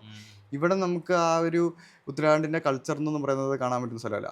അങ്ങനെ നിനക്കത് കാണണം എന്നുണ്ടെങ്കിൽ നീ നേരെ മല മുകളിലോട്ടേക്ക് പോകണം. ഋഷികേശ് എന്ന് പറഞ്ഞാൽ താഴ്വരയാണ്, ജസ്റ്റ് ഒരു ഹിമാലയത്തിലേക്കുള്ള ഒരു കവാടം എന്നുള്ള രീതിയിൽ താഴ്വര സ്ഥലമാണ്. ഇവിടുന്ന് മലമുകളിലോട്ടേക്ക് കയറുന്നതിൻ്റെ ഇടയ്ക്കുള്ള ഗ്രാമങ്ങളിലാണ് ഈ പറയുന്ന റിയൽ ജീവിതം, കൾച്ചർ, സംസ്കാരം ആയിട്ടും ആൾക്കാരും കൂടുതൽ ആൾക്കാരെ മനസ്സിലാക്കാനും ഒക്കെ ആയിട്ടുള്ള ഒരു എക്സ്പീരിയൻസിലിരിക്കുന്നത്. അതാണ് പുള്ളി എൻ്റെ അടുത്ത് പറഞ്ഞത്, real adventure is on the mountains എന്നാണ് പുള്ളി എൻ്റെ അടുത്ത് പറഞ്ഞ ഡയലോഗ്. അപ്പം കൂടുതലും അങ്ങോട്ടേക്ക് യാത്ര ചെയ്യാൻ ശ്രമിക്കാൻ പറഞ്ഞു. അപ്പോൾ എനിക്കത് ഭയങ്കര ഇഷ്ടപ്പെട്ടു, അതിന് സ്ട്രൈക്ക് ചെയ്തു. ഞാൻ പുള്ളി പറഞ്ഞ കാര്യമാണെന്ന് തോന്നി. ഉത്തരാഖണ്ഡുകാരൻ തന്നെയാണല്ലോ നമ്മുടെ അടുത്ത് പറയുന്നത്. ഇത് ഞാൻ ഇങ്ങനെ ആലോചിച്ചുകൊണ്ടിരിക്കുന്നിടയ്ക്ക് പുള്ളി എനിക്ക് വീണ്ടും ഒരു ഓഫർ കൂടി വെക്കുകയാണ്. പുള്ളിയുടെ ഗ്രാമത്തിലോട്ട് വരുന്നു. പുള്ളി എന്തായാലും നാളെ അങ്ങോട്ട് പോവുകയാണ്. ഇവിടുന്ന് ഒരു ഋഷികേശിന്ന് ഈ കേദാർനാഥ് പോകുന്ന റൂട്ടിൽ ഒരു 100 കിലോമീറ്റർ പോകുന്നതിൻ്റെ ഇടയ്ക്ക് ഒരു മലമുകളിലുള്ള ഒരു ഗ്രാമമാണ്. ആ ഗ്രാമത്തിലോട്ടേക്ക് വരുവാണെങ്കിൽ ഇത്തരം കാര്യങ്ങളൊക്കെ എക്സ്പീരിയൻസ് ചെയ്യാം. പുള്ളിയുടെ പെങ്ങളുടെ കല്യാണം വരികയാണ് ഒരാഴ്ചക്കുള്ളിൽ. അപ്പോൾ പെങ്ങളുടെ കല്യാണം അറ്റൻഡ് ചെയ്യാം. അങ്ങനെ ഉത്തരാഖണ്ഡിൻ്റെ റിയൽ ഉത്തരാഖണ്ഡിനെ നമുക്ക് അവിടെ വെച്ച് കാണാമെന്ന് പറഞ്ഞു. അങ്ങനെ ഞാനിപ്പോൾ ആലോചിച്ച് നിൽക്കുകയാണ്. പെട്ടെന്ന് ഇതെല്ലാം പെട്ടെന്ന് സംഭവിക്കുകയാണ്. തന്നെ വന്നു, ഒരാളുടെ കൂടെ പെട്ടെന്ന് നമ്മൾ സംസാരിച്ചെത്തുന്നു. അപ്പോൾ ഞാനൊന്ന് കൺഫ്യൂഷനായിട്ട് നിൽക്കുകയാണ്. ഇത് പെട്ടെന്ന് എങ്ങനെ ഓക്കെ പറയുക? അവിടെയും ഡിസിഷൻ മേക്കിങ്ങിൻ്റെ ഒരു സാധനം വന്നേക്കാണ്. ഒരു സ്ഥലത്ത് നല്ല എക്സ്പീരിയൻസും കാര്യങ്ങളൊക്കെ വന്നേക്കാണ്. നിങ്ങൾക്ക് എൻ്റെ ഗ്രാമത്തിൽ വന്ന് നിൽക്കാം, നീ വേറെ ഒന്നുകൊണ്ട് ഓർത്ത് പേടിക്കേണ്ട കാര്യമില്ല, കംപ്ലീറ്റ് സേഫ് ആയിരിക്കും, സ്റ്റേയും ഫുഡും എല്ലാം നമ്മൾ തന്നെ പ്രൊവൈഡ് ചെയ്യും, പിന്നെ വേറെ ഒന്നും നോക്കാനില്ല, നിങ്ങൾക്ക് എത്ര ആൾ വേണമെങ്കിലും അവിടെ നിൽക്കാം എന്ന് പറഞ്ഞു. ഉത്തരാഖണ്ഡിലെ ആൾക്കാർ അത്രയും വെൽക്കമിങ് ആണെന്ന് പറഞ്ഞു. ഞാൻ പിന്നെ ഒന്നും നോക്കാൻ നിന്നില്ല. ഓക്കെ, ഞാൻ വരികയാണ്. പ്ലാനെല്ലാം മാറ്റി, ഋഷികേശിലെ പ്ലാനെല്ലാം ക്യാൻസൽ ചെയ്തു. ശരി, നാളെ പോയേക്കാം എന്നുള്ള രീതിയിലോട്ടേക്ക് എത്തി. അങ്ങനെയാണെങ്കിൽ നാളെ രാവിലെ പോകണം, ഇപ്പോൾ കിടന്നുറങ്ങിക്കോന്നൊക്കെ പറഞ്ഞു. സെറ്റായി നേരെ കിടന്നുറങ്ങി. രാവിലെ എണീച്ച് നമ്മൾ ബാഗ് പാക്ക് ചെയ്ത് ഇറങ്ങുകയാണ്. അപ്പം നമ്മൾ പോകുന്നത് ബസ്സിലല്ല, ഇത്തരം സ്ഥലങ്ങളിലോട്ടെന്നൊക്കെ പറഞ്ഞു കഴിഞ്ഞാൽ അവിടെ ഉത്തരാഖണ്ഡിൽ ബസ്സിനൊക്കെ കൂടുതൽ ലോക്കൽ ടാക്സികളാണ്, ഷെയർ ടാക്സികൾ. ഇതാണ് അവിടെ ഏറ്റവും ഒരു കൺവീനിയൻ്റ് ആയിട്ടുള്ള ഒരു ട്രാൻസ്പോർട്ടിങ് സിസ്റ്റം എന്ന് പറയുന്നത്. അത് ഈ പറയുന്ന ഈ പല ഗ്രാമങ്ങളും മലമുകളിലായിട്ടായിരിക്കും. അപ്പോൾ അങ്ങോട്ട് ബസ് റൂട്ട് ഉണ്ടാവില്ല. അപ്പോൾ ഈ പറയുന്ന ഈ ഷെയർ ടാക്സികളായിരിക്കും. അപ്പോൾ ആ ഒരു ഓഫ് റോഡ്, അതാണ് ഓഫ് റോഡ് യാത്രകളായിരിക്കും. ഒരു ടാറ്റ സുമോയിലാണ് നമ്മൾ പോകുന്നത്. അപ്പോൾ ടാറ്റ സുമോയിലോട്ടേക്ക് കയറി കഴിയുമ്പോൾ ഈ പറയുന്ന വില്ലേജ് ആൾക്കാർ, അതിൻ്റെ അകത്തൊരു ഒരു ഫാമിലി ഉണ്ട്, പിന്നെ കുറച്ച് ആൾക്കാരുണ്ട്. ഇതെല്ലാം അങ്ങോട്ടുള്ള ആൾക്കാരാണ്. അങ്ങനെയൊന്നുമില്ല. അതാണ് കയറി കഴിയുമ്പോൾ മൊത്തത്തിൽ എത്ര പേര് കയറുമോ അതാണ്. അത് ഫുള്ളായിട്ട് നിൽക്കുമ്പോഴാണ് എല്ലാവരും കൈ കാണിച്ച് നിർത്തും. കയറാൻ പറ്റുന്നുണ്ടെങ്കിൽ കയറിക്കോളാൻ പറയും. പിന്നെ നമ്മുടെ കഴിവാണ് പോകുന്നത്, അതാണുള്ളത്. നമ്മുടെ ചോയ്സാണ്, അവർക്ക് പ്രശ്നമില്ല, എത്ര വേണമെങ്കിലും ആൾക്കാരെ കയറ്റും. അങ്ങനെ നമ്മൾ അവിടുന്ന് കയറി ഋഷീഷിന്ന് പയ്യെ കയറ്റം കയറി പോവാണ്. പോയി ഒരു ദിവസം മുഴുവൻ ജേണി ഉണ്ട് അത്. അങ്ങനെ ഒരു ഉച്ചയായപ്പോഴത്തേനും ഭക്ഷണം കഴിക്കാൻ വേണ്ടി നിർത്തുന്ന സമയത്ത് പുള്ളി എൻ്റെ അടുത്ത് പറഞ്ഞു, നമ്മളെവിടെ പോയി കഴിഞ്ഞാലും, ദീപക് ഭായിൻ്റെ അടുത്ത് പറയാണ്, നമ്മളെവിടെ പോയി കഴിഞ്ഞാലും ഈ പോകുന്ന സ്ഥലത്തിനെ കുറിച്ച് ഒരു ചെറിയ ബേസിക് ഐഡിയ നമുക്ക് എപ്പോഴും ഉണ്ടാകണം. അപ്പോൾ ഉത്തരാഖണ്ഡിനെ സംബന്ധിച്ചിടത്തോളം പുള്ളി കുറച്ച് ബേസിക് ഐഡിയ പറഞ്ഞുതരാമെന്ന് പറഞ്ഞ എൻ്റെ അടുത്ത് പറയാണ്. ഉത്തരാഖണ്ഡ് മെയിനായിട്ട് 2 ഡിവിഷനുകളായിട്ടാണ് തിരിച്ചേക്കുന്നത്. ഒന്ന് ഗഡ്വാളി എന്നുള്ളതും ഒന്ന് കുമാവൻ എന്ന് പറയുന്ന റീജിയൻസ്. അതായത് നമ്മുടെ കേരളത്തിൽ മലബാർ, തിരുവിതാംകൂർ എന്ന് പറയുന്ന ഒരു ഡിവിഷൻ ഒരേ ഇതാണ്. പക്ഷേ രണ്ടുപേർക്കും 2 ടൈപ്പ് ആചാരങ്ങളും വ്യത്യാസങ്ങളും ഒക്കെ ഉണ്ട്. ഒരു കല്യാണം കഴിക്കുമ്പോഴുള്ള റിച്വൽസിലുള്ള വ്യത്യാസം, അങ്ങനെ കുറച്ച് വ്യത്യാസമുണ്ട്. ഇവർ തന്നെ 2 രീതിയിലാണ്, 2 ഭാഷയാണ്. നമ്മുടെ ഇവിടെ ഒരേ ഭാഷയുടെ സ്ലാങ് വ്യത്യാസമല്ല, അവിടെ കംപ്ലീറ്റ്ലി ഭാഷയെ മാറുകയാണ്. അപ്പോൾ അതാണ് കാര്യം. നമ്മൾ പോകാൻ പോകുന്നത് ഗഡ്വാളിലോട്ടേക്കാണ്. ഗഡ്വാളിലെ പ്രതാപ് നഗർ എന്ന് പറയുന്ന സ്ഥലത്ത് മഞ്ചഫ് എന്ന് പറയുന്ന, കറക്റ്റ് ആ വില്ലേജിൻ്റെ പേര് മഞ്ചഫ് എന്നാണ്, അങ്ങോട്ടേക്കാണ് പോകുന്നത്. അങ്ങനെ നമ്മൾ ടെഹറി ഡാം എന്ന് പറയുന്ന ഒരു ഡാമിൻ്റെ സ്ഥലത്തോടെയാണ് പോകുന്നത്. അതായത് ഇന്ത്യയിലെ ഹയസ്റ്റ് ഡാം സ്ഥിതി ചെയ്യുന്ന ഡാമിൻ്റെ റിസർവറിൻ്റെ സൈഡിൽ കൂടെയാണ് നമ്മൾ പോകുന്നത്. അങ്ങനെ നമ്മൾ ഏകദേശം ഒരു വൈകുന്നേരം ആയപ്പോഴത്തേനും അവിടെ എത്തി. എന്ന് വെച്ച് കഴിഞ്ഞാൽ നമ്മൾ ഈ പോകുമ്പോൾ റോഡ് ചുരുങ്ങിക്കൊണ്ടിരിക്കുകയാണ്. നല്ല ഹൈവേ നിന്ന് പോകുന്നു, നാരോ റോഡിലോട്ടേക്ക് വരുന്നു, കട്ടറുള്ള വഴിയിലോട്ടേക്ക് എത്തുന്നു, പിന്നെ കല്ലിട്ട വഴിയാകുന്നു, മണ്ണിട്ട വഴിയാകുന്നു, വീണ്ടും ഉള്ളിലോട്ട് പോകുന്നതനുസരിച്ച് വഴിയൊന്നു, പിന്നെ ഓഫ് റോഡായി. ഭയങ്കര ഓഫ് റോഡൊക്കെ ചെയ്തു. അപ്പോഴത്തേനും അവസാനത്തെ ഒരു എന്താ പറയുക, ജംഗ്ഷൻ എന്നൊക്കെ പറയുന്ന സ്ഥലത്ത് ആൾക്കാരെല്ലാം ഇറങ്ങി. പിന്നെ ഈ പറയുന്ന ഗ്രാമത്തിൻ്റെ ആ ഒരു സ്പോട്ടിലോട്ടേക്ക് നമ്മൾ 3-4 പേരേ ഉള്ളൂ. ഇതിന് ഇവർ പോകുന്ന വഴി എത്തുമ്പോഴത്തേനും ഗ്രാമത്തിലോട്ട് എത്താറായപ്പോഴത്തേനും ഇവരുടെ ഒരു എക്സൈറ്റ്മെൻ്റ് ഒക്കെ ഭയങ്കരമായിട്ട് അങ്ങ് കൂടി. ഇവർ പിന്നെ പാട്ടായി, ബഹളമായി, ഭയങ്കര ഒരു എൻജോയ്മെൻറ്റ് വൈബിലോട്ടെത്തി. ഇവർ ഗഡ്വാളി ഭാഷയിലുള്ള പാട്ടുകളൊക്കെ പാടി ഭയങ്കര എൻജോയ്മെൻറ്റിലാണ് പോയേക്കുന്നത്. ഇവർ ഭയങ്കര ത്രില്ലിംഗ് ആയി. ഇവർ ഗ്രാമത്തിലോട്ട് എത്തുന്നത് എന്ന് പറയുന്നത് ഇവർക്ക് ഭയങ്കര ഹാപ്പിനെസ് തരുന്ന ഒരു കാര്യമാണ്. ഇവർക്ക് വേറെ എവിടെയും, ഈ പറയുന്ന ദീപക് ഭായ് ആണെങ്കിൽ ഒരുപാട് രാജ്യങ്ങളിൽ സഞ്ചരിച്ച ആളാണ്, പല നാടുകളൊക്കെ കണ്ടിട്ടുള്ള ആളാണ്. പക്ഷെ പുള്ളിയുടെ നാടിൻ്റെ അത്രയും സാറ്റിസ്ഫൈ ചെയ്തിട്ടുള്ള ഒരു സ്ഥലം വേറെ ഇല്ല. ഇവർ അവരുടെ ഫാമിലിനെ കാണാൻ പോവാണ്. നമ്മുടെ അടുത്ത് ഒരു കൊച്ചുകുട്ടിയുടെ ഇന്നസെൻസ് എന്നുള്ള രീതി നമ്മുടെ അടുത്ത് പറയുകയാണ്. കുട്ടി നോക്കിയിരിക്കുമായിരിക്കും, പുള്ളിയുടെ ചെറിയ മോളുണ്ട്, ഫാമിലി എല്ലാ ആൾക്കാരും നോക്കിയിരിക്കുമായിരിക്കും, ഫ്രണ്ട്സിൻ്റെ കൂടെ ഇരിക്കുമായിരിക്കും. അപ്പം വില്ലേജ് ലൈഫ് എന്നൊക്കെ പറഞ്ഞ പുള്ളിയുടെ ആ കാര്യങ്ങളൊക്കെ പറഞ്ഞു. അങ്ങനെ കുറേ എൻജോയ്മെൻറ്റ് കാര്യങ്ങളിലൂടെയൊക്കെ നമ്മൾ അവസാനം അവിടെ എത്തി. ഈ ഗ്രാമത്തിൻ്റെ എൻട്രൻസ് എന്ന് പറയുന്നൊരു പോയിന്റ്, ഈ മണ്ണിട്ട റോഡിൻ്റെ സൈഡിൽ വണ്ടി നിർത്തി. ഇറങ്ങിക്കഴിഞ്ഞപ്പോഴത്തേനും പുല്ലൊക്കെ ആയിട്ട് ചുമന്നു പോകുന്ന സ്ത്രീകളെ കാണാം. അങ്ങനെ ഒരാളെ ഞങ്ങളിറക്കിയ വഴി ഈവനിങ് ആണ് അവിടെ ചെന്നിറങ്ങുന്നത്. ഈവനിങ് ഇരുട്ടുന്ന സമയമായി. ആ, കിട്ടുന്ന സമയപ്പോഴത്തേനും അവിടെ ചെന്ന് ഇറങ്ങി അവിടെയുള്ള ആൾക്കാരെയൊക്കെ ചെറുതായിട്ട് പരിചയപ്പെട്ടു തുടങ്ങി. ഇവർ ഒരു പുല്ലായിട്ട് വന്ന സ്ത്രീനെ ഈ വണ്ടിയിൽ കയറ്റി ഞങ്ങളെ ഇറക്കിയിട്ട് അവരെ കയറ്റിക്കൊണ്ട് ഈ പുള്ളി അങ്ങോട്ട് പോയി. അവർ വണ്ടിയിൽ വണ്ടി കയറ്റിക്കൊണ്ട് പോയി. നമ്മളെല്ലാം കൂടി ഹെൽപ്പ് ചെയ്താണ് കയറ്റിക്കൊണ്ട് പോകുന്നത്. അങ്ങനെ നമ്മൾ ഗ്രാമത്തിനുള്ളിലോട്ടേക്ക് വയ്യ നടന്നു കയറുകയാണ്. നടന്നു കയറുന്ന സമയത്ത് ഈ ദീപക് ഭായി എൻ്റെ അടുത്ത് പറയുകയാണ് അവരുടെ ഗ്രാമത്തിലെ കുറച്ച് കാര്യങ്ങളെക്കുറിച്ച് എൻ്റെ അടുത്ത് പറഞ്ഞു തരിക, അവരുടെ കുറച്ച് രീതികളെക്കുറിച്ച്.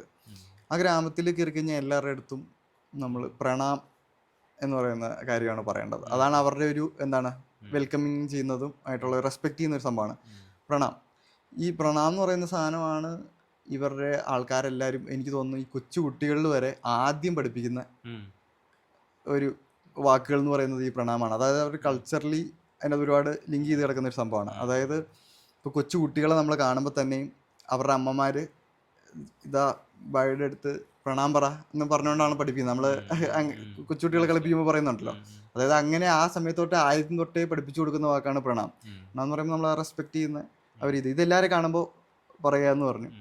അങ്ങനെ നമ്മൾ ഫ്രണ്ടിലോട്ടേക്ക് നടന്ന് കയറി ചെല്ലുന്ന സമയത്ത് പറയുമ്പോൾ ഓരോ ആൾക്കാരെ കാണുന്നുണ്ട്.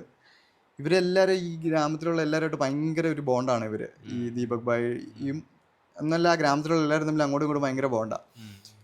അതിനൊരു കാരണം എന്താണെന്ന് വെച്ച് കഴിഞ്ഞാൽ ഇതൊരു വനത്തോട് ചേർന്ന് കിടക്കുന്ന ഒരു സ്ഥലമാണ്. നന്ദാദേവി നാഷണൽ പാർക്കിൻ്റെ ഒക്കെ ഒരു ഏരിയയിൽ നിന്ന് കണക്ട് ചെയ്യുന്ന വേറെ തന്നെ ഏരിയ ആണ്. പിന്നെ ഈ ഒരു വൈൽഡ് ആനിമൽസ് ഒക്കെ ഉള്ള ഒരു ഫോറസ്റ്റിനോട് ചേർന്ന് നടക്കുന്ന സ്ഥലമാണ്. അവരുടെ ആ മലകളുടെ നമ്മുടെ ഒരു വട്ടവടയുടെ ഒക്കെ ഫോറസ്റ്റ് ഏരിയയിൽ നിന്നൊക്കെ ചേർന്ന് കിടക്കുന്നതെന്ന് പറയുന്ന പോലത്തെ ഒരു സ്ഥലം. അപ്പം രാത്രിയാകുമ്പോൾ ഇവർക്ക് ഈ വൈൽഡ് ആനിമൽസിൻ്റെ ശല്യം ഇവിടെ ഏതാണ് കടുവ ഇറങ്ങുന്ന സ്ഥലമാണ്. കടുവ, കരടി ഇങ്ങനെയൊക്കെ എല്ലാം ഇറങ്ങുന്ന സ്ഥലമാണ്. അപ്പം ഇവർക്ക് സർവൈവ് ചെയ്യാനും അവിടെ അവരുടെ കൃഷിയിടങ്ങൾ സംരക്ഷിക്കാനും ഒക്കെ എന്ന് പറഞ്ഞു കഴിഞ്ഞാൽ ഒരു കൂട്ടായിട്ട് നിൽക്കണം. സോഷ്യലായിട്ട് നിന്ന് കഴിഞ്ഞാലാണ് ഇവർക്ക് നടക്കുള്ളൂ. എല്ലാവരും അങ്ങോട്ടും ഇങ്ങോട്ടും ഹെൽപ്പ് ചെയ്താലാണ് ഇവർക്ക് അവിടെ സർവൈവ് ചെയ്യാൻ പറ്റുള്ളൂ. അപ്പോൾ ഇവർക്ക് കൂട്ടമായിട്ട് നിൽക്കേണ്ട ഒരു റിക്വയർമെൻ്റ് ആണ്. മനുഷ്യൻ ഒരു സോഷ്യൽ ആനിമൽ എന്ന് പറയുന്ന ആ ഒരു സംഭവം ഉണ്ടല്ലോ, അവൻ ഒറ്റയ്ക്ക് നിൽക്കുന്നേക്കാളും കൂട്ടമായിട്ട് നിൽക്കുമ്പോൾ ഉള്ള രീതിയിൽ സർവൈവലിൻ്റെ ഭാഗമാണത്, സർവൈവലിൻ്റെ അത്യാവശ്യമാണത്. അതുകൊണ്ട് ഇവർ അങ്ങോട്ടും ഇങ്ങോട്ടും ഭയങ്കര സ്നേഹമാണ്. നമ്മൾ ഈ ഫാമിലി എന്ന് പറയുന്ന പോലെ നമ്മൾ ഈ ഇവിടെ ബ്ലഡ് റിലേഷൻ എന്ന് പറയുന്ന പല സ്ഥലത്ത് ജീവിക്കുന്ന പോലെയല്ല. അവിടെ ഫാമിലി എന്ന് പറയുന്ന സാധനം ഈ അടുത്തടുത്ത് ജീവിക്കുന്ന ആൾക്കാർ തമ്മിലാണ് ആ ഒരു സ്നേഹവും കാര്യങ്ങളും ഒക്കെ ഉള്ളത്. അപ്പം നമ്മളൊന്ന് ആലോചിച്ച് നോക്കുമ്പോൾ പണ്ട് കാട്ടിലും ഇതേ അവസ്ഥ തന്നെയാണല്ലോ മനുഷ്യന് സർവൈവ് ചെയ്യാൻ പോകണം. അപ്പോൾ അതേ ആ ഒരു ബോണ്ടും കാര്യങ്ങളും ഒക്കെയാണ്. അപ്പോൾ നമുക്ക് തിരിഞ്ഞു നോക്കുമ്പോഴത്തേനും മനുഷ്യൻ്റെ ആ ഒരു കുറേ കാര്യങ്ങൾ നമുക്ക് അവിടെ നിന്ന് ഇൻസൈറ്റ് കിട്ടുന്ന ഒരു ഭാഗമാണ്. അപ്പോൾ തുടർന്ന് മുന്നിലോട്ട് കയറി പോകുന്നു, ഓരോരോ ആൾക്കാരെ പരിചയപ്പെടുന്നു. സ്ത്രീകളെല്ലാം വിറക് ശേഖരിച്ചുകൊണ്ട് കടന്നു പോകുന്നതാണ്. അവരുടെ ഈ സ്ത്രീകളുടെ ഒരു പകൽ സമയത്തെ ഒരു പ്രധാന പരിപാടി എന്ന് പറഞ്ഞാൽ ഇതാണ്, വിറക് ശേഖരിക്കുക. അപ്പോൾ ഈ ദീപക് ഭായി ഈ ഗ്രാമത്തിലോട്ട് ചെല്ലുന്ന പറഞ്ഞു കഴിഞ്ഞാൽ നമ്മൾ ഈ ഗൾഫിൽ നിന്ന് ആൾക്കാർ വരുന്ന പോലത്തെ ഒരു രീതിയിലാണ് വരുന്നത്. അതായത് വരുന്ന വഴിക്ക് കുറേ മിഠായി പാക്കറ്റുകൾ, പിന്നെ കുറേ സെറ്ററുകൾ, തൊപ്പി, ചുരിദാർ, അങ്ങനെ ഡ്രസ്സുകൾ, ഇതെല്ലാം ചുമ്മാ റാൻഡായിട്ട് ഇതിങ്ങനെ മേടിച്ചിട്ടു. അപ്പോൾ ഞാനത് വീട്ടിലോട്ടേക്ക് മേടിക്കുന്നതാണ്. ഇതെല്ലാം മേടിച്ചു കൂട്ടിയിട്ട് ഈ പോകുന്ന വഴിക്ക് കാണുന്ന ആദ്യം വരുന്ന ആൾക്കാർക്ക് ബാഗ് തുറന്ന് കണ്ടന്റ് ഭാഗമായിട്ട് എടുത്തു കൊടുക്കുകയാണ്. അത് ഇന്ന ആൾക്കെന്ന് പറഞ്ഞ് മേടിക്കാൻ വേണ്ടി കോമൺ ആയിട്ടും കുറേ സാധനങ്ങൾ മേടിച്ചിട്ട് വരുന്ന ആൾക്കാർക്കെല്ലാം കുറേ മിഠായികൾ വാരി കൊടുക്കുന്നു. സെറ്റർ ഇന്ന് ഇത് പിടിച്ചോന്ന് പറഞ്ഞുകൊണ്ട് തൊപ്പി, ഇതൊക്കെ എപ്പോഴും ആവശ്യമുള്ള സ്ഥലമാണല്ലോ, തണുപ്പുള്ള സ്ഥലമാണ്. അതൊരു ഫാമിലി പോലെയാണ്. ഒരു ഫാമിലി പോലെയാണ്. ആ വില്ലേജിലുള്ള എല്ലാവരും ഒരു ഫാമിലി പോലെ. ഇതാണ് അവരുടെ ഒരു കൺസെപ്റ്റ്. ഞാൻ പറഞ്ഞല്ലോ, അവർക്ക് അവരാണ് ഈ അടുത്തുള്ള ആൾക്കാരാണ് അവർക്ക് ഉണ്ടാവുള്ളൂ അവരുടെ സർവൈവലിന്റെ ഭാഗമായിട്ട്. അപ്പോൾ മറ്റ് ദൂരെ കിടക്കുന്ന ഒരു ബന്ധുവിനെക്കാളും കൂടുതൽ കണക്ഷൻ ഉള്ളത് ഇവരായിട്ടാണ്. അങ്ങനെ ഈ അടുത്തുള്ള വീട്ടുകളിലായിട്ടാണ്. അവിടെ വീടുകൾ എന്ന് പറഞ്ഞു കഴിഞ്ഞാൽ ഇപ്പോൾ അടുത്തുള്ള ഒരു വീട്ടിലോട്ട് ഇവർക്ക് എപ്പോൾ വേണേലും കയറി ചെല്ലാം. ആ ഒരു ഓപ്പൺ കമ്മ്യൂണിറ്റി പോലെയാണ് അവർ ജീവിക്കുന്നത്. അവരുടെ വീട് പോലെ എപ്പോൾ വേണേലും കയറി ചെല്ലാം, ആ ഒരു രീതിയാണ് അവർ ഫോളോ ചെയ്യുന്നത്. നമ്മൾ എന്നിട്ട് ഇവരെല്ലാം കാണുന്നു, വീണ്ടും ഗ്രാമത്തിലോട്ട് നടന്ന് കയറുകയാണ്. കുറച്ച് ദൂരം നടന്ന് കയറണം. കയറുന്ന വഴിക്ക് എല്ലാം സൈഡിൽ കൃഷിയിടങ്ങളാണ് കാണുന്നത്. കൃഷിയിടങ്ങൾ എന്ന് പറഞ്ഞു കഴിഞ്ഞാൽ ഗോതമ്പ് കൃഷിയുണ്ട്, നെൽകൃഷിയുണ്ട്. ഇതെല്ലാം എന്നിട്ട് തട്ടായിട്ട് തിരിച്ചുള്ള ഒരു കൃഷിയാണ്. നമ്മൾ ഈ കൊടൈക്കനാൽ, പൂണ്ടി ആ ഒരു ഏരിയ, മന്നൂരൊക്കെ ചിലപ്പോൾ കാണുന്ന പോലത്തെ തട്ടായിട്ട് കൃഷി, മല ഏരിയയിലാണല്ലോ. അപ്പോൾ അതനുസരിച്ചുള്ള അതൊക്കെ നമ്മൾ ആദ്യമായിട്ട് ഇത്രയും ലൈവായി അതിൻ്റെ തൊട്ട് ഇറങ്ങി നിന്നപ്പോഴാണ് കാണുന്നത്. നേരെ ചെല്ലുന്നു, ഈ പറയുന്ന രണ്ടുപേരുണ്ടെന്ന് പറഞ്ഞല്ലോ, അതിൻ്റെ വിംബായുടെ വീട്ടിൽ ചെല്ലുന്നു. വീട്ടിൽ ചെന്നപ്പോൾ ഒക്കെ ഭയങ്കര സ്വീകരണം. അവരപ്പോൾ തന്നെ കുറേ കാര്യങ്ങൾ അവരുടെ മക്കളെല്ലാം കണ്ട് പരിചയപ്പെടുന്നു, കാര്യങ്ങളെല്ലാം പറഞ്ഞു. എന്നിട്ട് വീണ്ടും നടന്നു കയറുകയാണ്. നടന്നു കയറി ദീപക് ഭായിയുടെ വീട്ടിൽ ചെന്നു. ഏകദേശം സന്ധ്യ ആകുന്ന സമയത്താണ് ദീപക് ഭായിയുടെ വീട്ടിൽ ചെല്ലുന്നത്. ദീപക് ഭായിയുടെ വീട്ടിൽ ചെല്ലുമ്പോൾ വീട്ടിൽ പിള്ളേർക്കുള്ളത് നേരത്തെ കരുതി വെച്ചിട്ടുണ്ട്. പിള്ളേർ വരാൻ വേണ്ടി നോക്കിയിരിക്കുകയാണ്. ഇവരല്ല അത് തന്നെയല്ല നമുക്ക്. എനിക്ക് പലതവണ സംശയം തോന്നി, പല അമ്മമാരും ദീപക് ഭായിനെ കണ്ട് കെട്ടിപ്പിടിച്ച് സംസാരിക്കുമ്പോൾ ഇതാണോ ദീപക് ഭായിയുടെ അമ്മ എന്നാണ് നമുക്ക് തോന്നിപ്പോകും. കാരണം അങ്ങനെ പിടിക്കുന്നു, നെറ്റിലും നോക്കുന്നു, ഈ രീതി കാണുമ്പോൾ നമുക്ക് തോന്നുന്നു ഇവരാണോ ഫാമിലി എന്ന്. പക്ഷെ അല്ല, അവിടെ ഒന്നും എത്തുന്നില്ല. എല്ലാവരും ഈ ഫാമിലി പോലെ ആയതുകൊണ്ട്. അങ്ങനെ നമ്മൾ ഏകദേശം സന്ധ്യാകുന്ന സമയമാകുമ്പോഴത്തേനും വീട്ടിലെത്തി കഴിഞ്ഞപ്പോഴത്തേനും ഭയങ്കര സ്വീകരണം. എല്ലാവരും വരുന്നു, കെട്ടിപ്പിടിക്കുന്നു, ആ രീതിയിൽ എല്ലാവരുമായിട്ട് പരിചയപ്പെടുന്നു. അച്ഛൻ, അമ്മ, ദീപക് ഭായിയുടെ ഭാര്യ, എല്ലാവരുമായിട്ട് പരിചയപ്പെടുന്നു. അപ്പോൾ തന്നെ പോയി അമ്മ പെട്ടെന്ന് ചായ ഇട്ടിട്ട് വരുന്നു. ഇവരെല്ലാം അപ്പോൾ തന്നെ എന്ന് പറഞ്ഞാൽ കണ്ടപാടെ പശുവിനെ പോയി കറന്ന് പാലെടുത്ത് ചായ ഉണ്ടാക്കിക്കൊണ്ട് വരികയാണ്. അപ്പോൾ വമ്പൻ സ്വീകരണമാണ് നമുക്ക്. ഇവരുടെ ഒരു നിറഞ്ഞ പുഞ്ചിരിയോടുകൂടി നമ്മളെ ചെയ്യുന്നത്. അപ്പോൾ കുറേ നേരം സംസാരിച്ച് കഴിഞ്ഞിട്ടും ഞാൻ ആരാണെന്നുള്ളത് അവിടെ ചോദിക്കുന്നില്ല.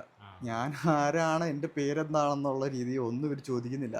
ഇവരെന്നെ പെട്ടെന്ന് ഈ ഒരു ഇരുത്താനുള്ള ഒരു സൗകര്യവും ചായ എടുക്കാനും അല്ലെങ്കിൽ വീണ്ടും ചായ വേണോ എന്നുള്ള സംഭവം ഡയറക്റ്റ് നമ്മുടെ സംസാരിക്കുന്നില്ല. കാരണം ഇവര് ഗഡ്വാളി ഭാഷയാണ് സംസാരിക്കുന്നത്. ഇവർ ഹിന്ദി പോലും അല്ല സംസാരിക്കുന്നത്. ഇവർക്ക് ഹിന്ദി അറിയാവുന്നതെന്ന് പറഞ്ഞു കഴിഞ്ഞാൽ നമുക്ക് തമിഴ് അറിയാവുന്ന ഒരു ഇതുണ്ടല്ലോ, പറയാനറിയാന്നുള്ള ഒരു രീതി ഉണ്ടല്ലോ, എഴുതാനും വായിക്കാനും അറിയില്ല എന്നുള്ള രീതിയിൽ അറിയാം.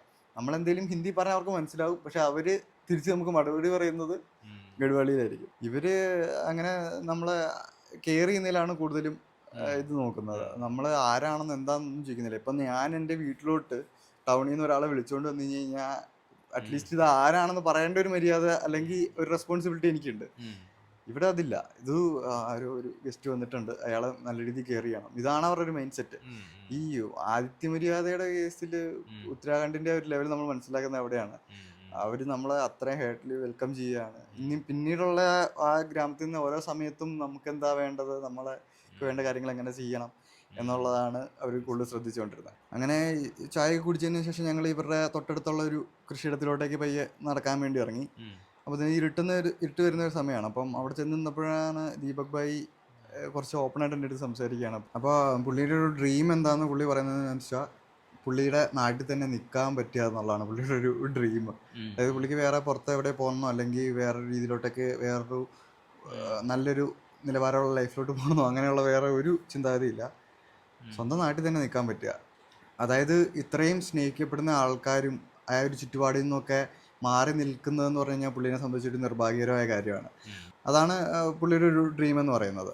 അപ്പോൾ പുള്ളിക്ക് എങ്ങനെയുള്ള ഒരു ടൂറിസം ഈ ഒരു നാട്ടിലോട്ട് കൊണ്ടുവരണം ഭയങ്കര ആഗ്രഹമുണ്ട്. കാരണം ഈ സ്ഥലത്തോട്ട് ഒട്ടും ടൂറിസം വരുന്ന ഒരു ഏരിയ അല്ല.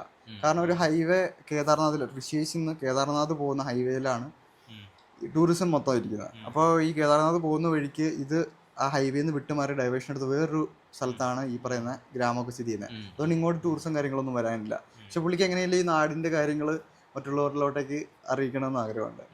അപ്പോൾ ഇതൊക്കെ പുള്ളി ഒരു ഇമോഷണൽ രീതിയിൽ എൻ്റെ അടുത്ത് സംസാരിച്ചു, കുറച്ച് സംസാരിച്ചു. അങ്ങനെ പുള്ളി കുറച്ച് കാര്യങ്ങൾ എൻ്റെ അടുത്ത് ഷെയർ ചെയ്തു. അങ്ങനെ ഞങ്ങൾ തിരിച്ച് വീട്ടിലോട്ടേക്ക് നടന്നു. അപ്പോഴത്തേനും നേരെ ഉരുട്ടിയിട്ടുണ്ടായിരുന്നു.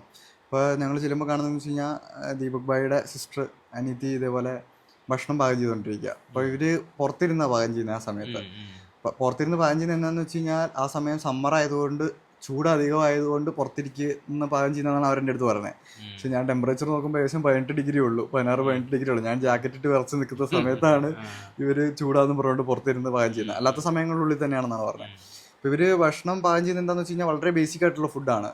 റൊട്ടി, ചപ്പാത്തി ഒരു സൈഡിലും, പിന്നെ ഇതേപോലെ സാബ്ജി, അതും നമ്മൾ പോലെ വലിയ ഹൈപ്പൊന്നുമില്ല. അതായത് ജസ്റ്റ് ഒന്ന് കുക്ക് ചെയ്ത് അതിൻ്റെ അകത്ത് മഞ്ഞപ്പൊടിയോ ജസ്റ്റ് എന്തെങ്കിലും ഉപ്പും വേണമെങ്കിൽ ഒരു ഇത്തിരി മുളക് പൊടി അങ്ങനെയൊക്കെ ഇട്ട് വളരെ ബേസിക് ആയിട്ടുള്ള ഫുഡ്.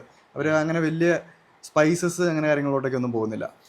അപ്പോൾ ഈ കുക്ക് ചെയ്യുന്ന ദീപക് ഭായിയുടെ അനിയത്തി എന്ന് പറഞ്ഞു കഴിഞ്ഞാൽ ഒരു +2 പഠിക്കുന്ന ഒരു വിദ്യാർത്ഥിയാണ്.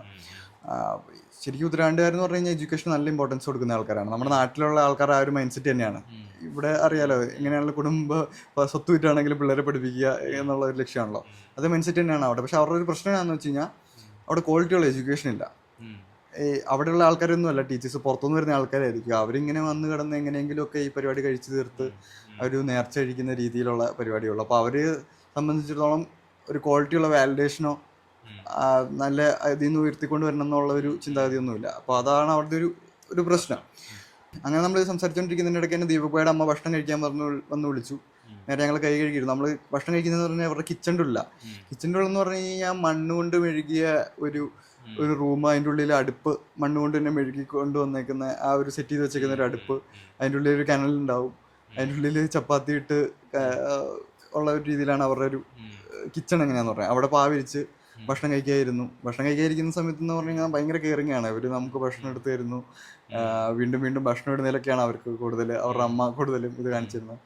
വീണ്ടും കുറേ കാര്യങ്ങൾ ചോദിക്കുന്നുണ്ട് എന്നെക്കുറിച്ച്, എനിക്ക് ഓക്കെ ആണോ എന്നുള്ള കാര്യമാണ് എപ്പോഴും ദീപക് ഭായി ചോദിക്കുന്നത്. മോൻ എന്തെങ്കിലും ഇതുണ്ടോ, എന്തെങ്കിലും വേണ്ടതുണ്ടോ, ഭക്ഷണത്തിന് എന്തെങ്കിലും കുറവുകളുണ്ടോ എന്നൊക്കെ ചോദിക്കുന്നുണ്ട്. എൻ്റെ അമ്മേനെ കുറിച്ചൊക്കെ ചോദിക്കുന്നുണ്ടായിരുന്നു, നാട്ടിൽ അവരെന്തെടുക്കുകയാണ് എന്നൊക്കെയുള്ള രീതി ചോദിക്കുന്നുണ്ട്. അങ്ങനെ ഭയങ്കര ഒരു സ്നേഹത്തോടെ ഉള്ള ഒരു ഇത്. ഭക്ഷണം വീണ്ടും വീണ്ടും വീണ്ടും ചോദിക്കുന്നത് നമ്മൾ ഓക്കെയാണോ, ഭക്ഷണം എന്തെങ്കിലും വേണോ എന്നുള്ള കാര്യങ്ങളൊക്കെ ആയിരുന്നു. അങ്ങനെ നമ്മൾ ഏകദേശം ഒരു 8-8:30 ഭക്ഷണം കഴിച്ച് അവിടെ നിന്ന് ഇറങ്ങി. അപ്പോഴത്തേനും 8 കഴിയുമ്പോഴത്തേനും തന്നെ ഇവിടെയുള്ള എല്ലാവരും കിടക്കാനുള്ള ഒരു സംഭവത്തിലോട്ട് എത്തി. അതായത് ഒരു 9 മണിയോടുകൂടി ഇവിടെയുള്ള എല്ലാ ആൾക്കാരും കിടന്നുറങ്ങി എന്നുള്ള സിറ്റുവേഷനിലാണ്. കാരണം എന്താണെന്ന് വെച്ച് കഴിഞ്ഞ് കഴിഞ്ഞാൽ 9 മണിക്ക് ഇവരുടെ രാത്രിയാകുമ്പോൾ ഈ പറയുന്ന വൈൽഡ് ആനിമൽസ്, മൃഗങ്ങൾ ഇറങ്ങുന്ന സമയമാണ്. കരടിയൊക്കെ സ്ഥിരമായിട്ട് ഇറങ്ങുന്ന ഒരു ടൈമാണ്. അതുകൊണ്ട് ഇവർക്ക് പുറത്ത് ലൈഫില്ല. പിന്നെ ഈ ഇവരുടെ വീടിൻ്റെ ഉള്ളിൽ തന്നെ, ഇവരുടെ വീടിൻ്റെ ഉള്ളിൽ ഒരു ലൈൻ കെട്ടിടം പോലത്തെ ഒരു കെട്ടിടത്തിലാണ് ഇവർ പല ഫാമിലികൾ ഒരുമിച്ച് താമസിക്കുന്നത്. അങ്ങനെ ഇവരുടെ ഈ കെട്ടിടത്തിൻ്റെ ഉള്ള ഒരു റൂം അവർ ഉപയോഗിച്ചുകൊണ്ടിരിക്കുന്ന റൂം ഒഴിവാക്കി എനിക്ക് തന്നേക്കാണ്. അപ്പോൾ ഈ ഒരു 9 മണിയാവുന്ന സമയത്ത് അല്ലെങ്കിൽ ഒരു 8 കഴിയുമ്പോഴത്തേനും എല്ലാവരും കിടക്കാൻ പോകുന്നു. അപ്പോൾ പോകുമ്പോൾ എൻ്റെ അടുത്ത് ദീപക് ഭായി പറയുകയാണ്, ടോയ്ലറ്റിലൊക്കെ പോകണമെങ്കിൽ ഇപ്പോൾ പോയിട്ട് കിടന്നോ, രാത്രി ഇനി ഇറങ്ങാൻ നിൽക്കണ്ട, രാത്രി ഇറങ്ങുന്ന ഒട്ടും സേഫ് അല്ല, ഇവിടെ ആരും രാത്രി ഇറങ്ങാറില്ല, രാത്രി ഇറങ്ങിക്കഴിഞ്ഞാൽ എന്തായാലും കരടിയും കാര്യങ്ങളൊക്കെ ഉണ്ടാവും, അതുകൊണ്ട് മാക്സിമം ഇപ്പോൾ എല്ലാ പരിപാടിയും തീർത്തിട്ട് കയറി കിടന്നോ എന്ന് പറഞ്ഞു. അഥവാ ഇനി റൂമിൽ കയറി കുറ്റിയിട്ടതിന് ശേഷം എന്തെങ്കിലും മാന്തുന്നയോ അല്ലെങ്കിൽ മുട്ടുന്ന സൗണ്ട് കേട്ടാൽ തുറക്കരുത്, കരടിയാകാൻ ചാൻസ് ഉണ്ട്, പോയി തുറക്കാൻ നിൽക്കരുത്, ഉറപ്പായിട്ടും പണി വാളും എന്നുള്ള കാര്യം പറഞ്ഞു. തുറക്കരുത്, അത് വാണിംഗ് തരികയാണ്. ഇനി അങ്ങനെ തുറക്കണം എന്ന് തോന്നിക്കഴിഞ്ഞാൽ ജനൽ തുറന്ന് പുറത്താരാണെന്ന് കൺഫേം ചെയ്തതിന് ശേഷമേ അത് തുറക്കാവുള്ളൂ എന്ന് പറഞ്ഞു. ഇനി എന്തെങ്കിലും ആവശ്യമുണ്ടെങ്കിൽ പുള്ളിനെ വിളിച്ചിട്ടാ ചെയ്യാൻ പറ്റുള്ളൂ. അപ്പത്തേനും ഞാൻ പറഞ്ഞപ്പോഴത്തേനും കാര്യങ്ങൾ ഡേഞ്ചർ ആയല്ലോ, ഇത് നമ്മള് വിചാരിക്കുന്നവരല്ല. അപ്പൊ എന്തെങ്കിലും പുറത്തിറങ്ങേണ്ട ആവശ്യം വന്നു കഴിഞ്ഞാൽ പുള്ളിനെ വിളിച്ചിട്ടാ ഇറങ്ങാവുള്ളൂ എന്ന് പറഞ്ഞു. അപ്പൊ ഞാൻ ആലോചിക്കുകയാണ്, നമ്മുടെ നാട്ടിലിപ്പോ എന്ത് സേഫായിട്ടാണ് കിടക്കുന്നത്. നമ്മളിപ്പോ ഈവൻ ഒരു കടത്തിനെ കിടന്നാൽ കൂടെയും നാളെ രാവിലെ ജീവനോടെ ഉണ്ടാവുന്നുള്ള ഒരു ഉറപ്പുണ്ട്. വേറെ സൗകര്യങ്ങളൊന്നും ഇല്ലെങ്കിൽ കൂടെ, പക്ഷെ ഇവിടെ അവിടെ റിസ്ക് ആണ്. അപ്പൊ അങ്ങനെ ഒരു സിറ്റുവേഷനിലാണ് നിൽക്കുന്നത്. അതാണ് ഞാൻ മുന്നേ പറഞ്ഞ ഇവരുടെ തമ്മിലുള്ള ഈ സർവൈവലിന്റെ ആവശ്യത്തിനെ കുറിച്ചൊക്കെ പറഞ്ഞത്. അങ്ങനെ ഒരു 9 മണി ആകുന്ന സമയത്ത് കയറി കിടന്നു. രാവിലെ ആയപ്പോഴത്തേനും ദീപക് ഭായി വന്ന് വിളിച്ചു, ഒരു കട്ടനൊക്കെ ആയിട്ട് വന്ന് നമ്മൾ വിളിച്ചു. നമ്മൾ അതായിട്ട് ഇറങ്ങി ചെന്ന് കഴിഞ്ഞപ്പോൾ വീണ്ടും ഒരു ഭക്ഷണം പാകം ചെയ്യാനുള്ള ഒരു തയ്യാറെടുപ്പിലൊക്കെയാണ്. അപ്പോൾ ഈ ചെല്ലുന്ന സമയത്ത് ഇവരെല്ലാവരും അങ്ങോട്ടും ഇങ്ങോട്ടും ഇന്നലെ പറഞ്ഞ പോലെ തന്നെ പ്രണാം പറയുന്നുണ്ട്. അത് പ്രണാം പറയുന്നതെന്ന് പറഞ്ഞു കഴിഞ്ഞാൽ വെറുതെ ഒരു ഫോർമാലിറ്റിക്ക് വേണ്ടി നമ്മൾ പറയുന്ന രീതിയല്ല. അച്ഛനും മകനും എല്ലാ ദിവസവും രാവിലെ കാണുമ്പോൾ പറയുന്നുണ്ട്, എല്ലാ വീട്ടുകാരുമായിട്ടും പറയുന്നുണ്ട്. ഇത് ഞാൻ പറഞ്ഞില്ല, ഒരു കൾച്ചറിന്റെ ഭാഗമാണ് ഇവർ. ഈ ഒരു റെസ്പെക്റ്റ് എന്ന് പറയുന്നത് ഈ കൾച്ചറിൻ്റെ ഉള്ളിൽ ബ്ലെൻഡായിട്ട് കിടക്കുന്ന ഒരു കാര്യമാണ്. അപ്പം അങ്ങനെ ഉള്ള രീതിയിലെല്ലാം കഴിച്ചു. നമ്മൾ ഒരു ചായയൊക്കെ കുടിച്ച് വീണ്ടും ഇവരുടെ കൃഷിയിടങ്ങളിലോട്ടേക്ക് കാണാൻ വേണ്ടി ഇറങ്ങാം. കൃഷിയിടങ്ങൾ എന്ന് പറയുമ്പോൾ ഇവരെന്ന് പറഞ്ഞു കഴിഞ്ഞാൽ ഒരു സാധനം പുറത്തുനിന്ന് മേടിക്കുന്നില്ല. കംപ്ലീറ്റ് വെജിറ്റബിൾസ് ഇവർക്ക് വേണ്ട കടുക് വരെ ഉൾപ്പെടെ എല്ലാ സാധനവും ഇവർ തന്നെ കൃഷി ചെയ്യുകയാണ്. ഒരു സാധനം പോലും പുറത്തുനിന്ന് മേടിക്കുന്നില്ല. പുറത്തുനിന്ന് മേടിക്കുന്നു പറയുമ്പോൾ ഈ സോപ്പ് അങ്ങനെയുള്ള കുറച്ച് കാര്യങ്ങളല്ലാണ്ട് ബാക്കിയെല്ലാം കംപ്ലീറ്റ് ആയിട്ട് അവരവിടെ തന്നെ ഉണ്ടാക്കുകയാണ്.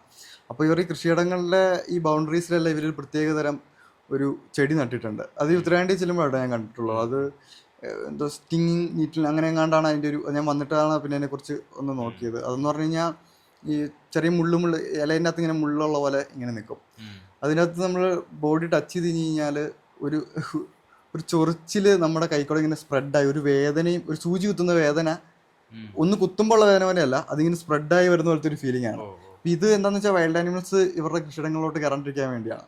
ഈ പറയുന്ന കോളിഫ്ലവറും മറ്റു കാര്യങ്ങളൊക്കെ മറ്റ് ജീവികളൊന്നും കയറി ഇതാക്കാണ്ടിരിക്കാൻ വേണ്ടി അവർ സെറ്റ് ചെയ്തിരിക്കുന്നതാണ്. ഞാൻ അവിടെ മാത്രം കണ്ട ഒരു കാര്യമാണ് നാച്ചുറൽ ഫെൻസിങ്. അതാണ് നാച്ചുറൽ ഫെൻസിങ്. അത് നമുക്കൊരു വെറൈറ്റി അനുഭവമായിരുന്നു അതാക്കാണ്. അത് അതിൻ്റെ മേത്ത് മുട്ടി, അതാണ് ഞാനൊരു ചെറിയ അതിൻ്റെ ഒരു വീഡിയോ ഫോട്ടോ എടുക്കുന്ന സമയത്ത് മുട്ടുന്ന സമയത്താണ് എനിക്ക് ഇതിൻ്റെ ഒരു സംഭവം മനസ്സിലായത്.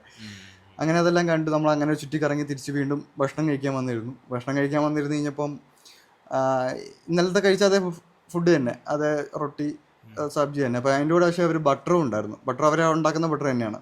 അപ്പോൾ ഈ നമ്മൾ ഇത്രയും ദിവസം ഈ വലിയ എന്നുവെച്ചാൽ ഒരുപാട് മസാലയൊന്നും ഇല്ലാത്ത ഫുഡ് കഴിച്ചുകൊണ്ട് ഈ ബട്ടർ കൂടി വന്നപ്പോഴത്തേനും ഫുഡിൻ്റെ ടേസ്റ്റ് മാറുന്നത് നമുക്ക് ശരിക്കും മനസ്സിലാകുന്നുണ്ട്. നമ്മളിവിടെ ഭയങ്കര ടേസ്റ്റി ഫുഡും സ്പൈസസ് ഒക്കെ ചേർത്തല്ലേ കഴിക്കുന്നത്. അവിടെ ചെന്ന് ഈ ബട്ടർ വരുമ്പോഴത്തേനും ഇതിൻ്റെ ടേസ്റ്റൊക്കെ എലിവേറ്റ് ആകുന്നത് നമുക്ക് ശരിക്കും മനസ്സിലാകുന്നുണ്ടായിരുന്നു. അതുകൂടാണ്ട് ഈ പാലുൽപ്പന്നങ്ങൾ എന്ന് പറയുന്നത് ഇവരുടെ ഒരു എന്താണ് റിയൽ ലൈഫിൻ്റെ ഭാഗമാണ്. അവർ വേറെ നോൺ വെജ് ഒന്നും അങ്ങനെ ഉപയോഗിക്കുന്നില്ല.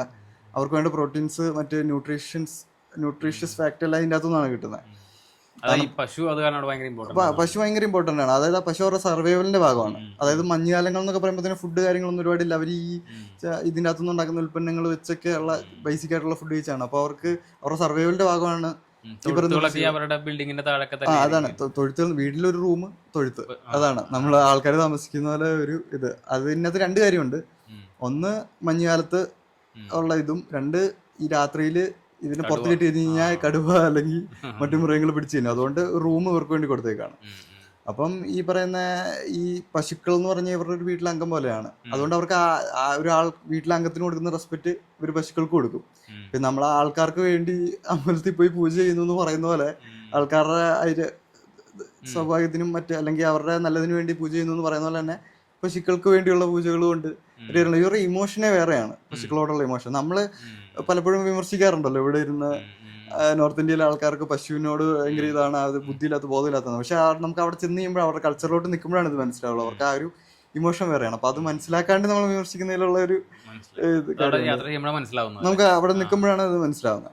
എന്നിട്ട് നമ്മൾ ഭക്ഷണം കഴിച്ചു. നേരെ ഇവരുടെ ഒരു ഇവരുടെ ഗ്രാമത്തിൽ ഇവരെല്ലാം പിള്ളേർ സെറ്റെല്ലാം കൂടുതൽ കോമൺ സ്പോട്ട് ഉണ്ട്, ഒരു ചെറിയൊരു ഏരിയ. അവിടെ അങ്ങോട്ടേക്ക് മാറി. അവിടെ പിള്ളേരെല്ലാം ചെറിയ പിള്ളേർ മറ്റേ കല്ലിട്ട് ഒരു അവരുടെ ലോക്കൽ ഗെയിം കളിക്കുന്നുണ്ട്. ഒരു കുഴി കുത്തിയിട്ട് നമ്മൾ കുട്ടിയും കോലിൽ നിന്നൊക്കെ പണ്ട് കളിക്കും എന്ന് പറയുന്ന പോലെ തന്നെ ഒരു കുഴിയിലോട്ട് കല്ല് ഇടുന്ന ഒരു ഗെയിം കളിക്കുന്നുണ്ട്. ഞാൻ അങ്ങനെ പിള്ളേരുടെ കൂടി കുറച്ച് ഗെയിമൊക്കെ കളിച്ചു. അപ്പം എന്ന് പറയുമ്പോൾ നമ്മൾ ഗ്രാമത്തിന്റെ ഉള്ളിലത്തെ ആളായി, അവരുടെ ഉള്ളിലോട്ട് ഇറങ്ങി അവിടുത്തെ ആൾക്കാരുടെ ഇടയിൽ ഇന്ററാക്ട് ചെയ്തുള്ള രീതിയിലായി. അപ്പോൾ അങ്ങനെ അത് ഭയങ്കര രസമുള്ള എക്സ്പീരിയൻസ് ആയിരുന്നു. നമുക്ക് അപ്പോഴൊക്കെയാണ് ഇതിന്റെ ഒരു ഫീലിംഗ് ശരിക്കും സോളോ യാത്ര ചെയ്തുകൊണ്ട് മാത്രം ഒരു ഡിസിഷൻ എടുത്തു. അങ്ങനെ ഒരു സ്ഥലത്തെത്തി. ഈ സ്ഥലത്തെത്തി ഞാൻ ആദ്യമേ ഡിസിഷൻ എടുത്ത് ഇവരുടെ കൂടെ പോരാന്ന് പറഞ്ഞാൽ ഞാൻ തന്നെ ഉള്ളതുകൊണ്ടാണ്. വേറൊരാളുണ്ടെങ്കിൽ ചിലപ്പോ നടക്കണമെന്നില്ല, സാധ്യതയുടെ ഒരു ഇത് ഫാക്ട് നോക്കുകയാണെങ്കിൽ. അങ്ങനെ ഇവിടെ ഇച്ചിരി നല്ല നേരം സ്പെൻഡ് ചെയ്തുകൊണ്ടിരിക്കുന്നതിൻ്റെ ഇടയ്ക്കാണ് ഈ ദീപക് ഭായിയുടെ ഒരു റിലേറ്റീവ് മരിച്ചു എന്നുള്ളൊരു ന്യൂസ് കേൾക്കുന്നത്. അപ്പം ദീപക് ഭായ് ഇനി കുറച്ച് ദിവസം ബിസി ആയിരിക്കും മരണാനന്തര ചടങ്ങുകളൊക്കെ ആയിട്ട്. അപ്പോൾ ഈ കാര്യം എൻ്റെ അടുത്ത് പറഞ്ഞു. അപ്പോൾ ഞാൻ പറഞ്ഞു കുഴപ്പമില്ല, ഞാൻ മാനേജ് ചെയ്തോളാം.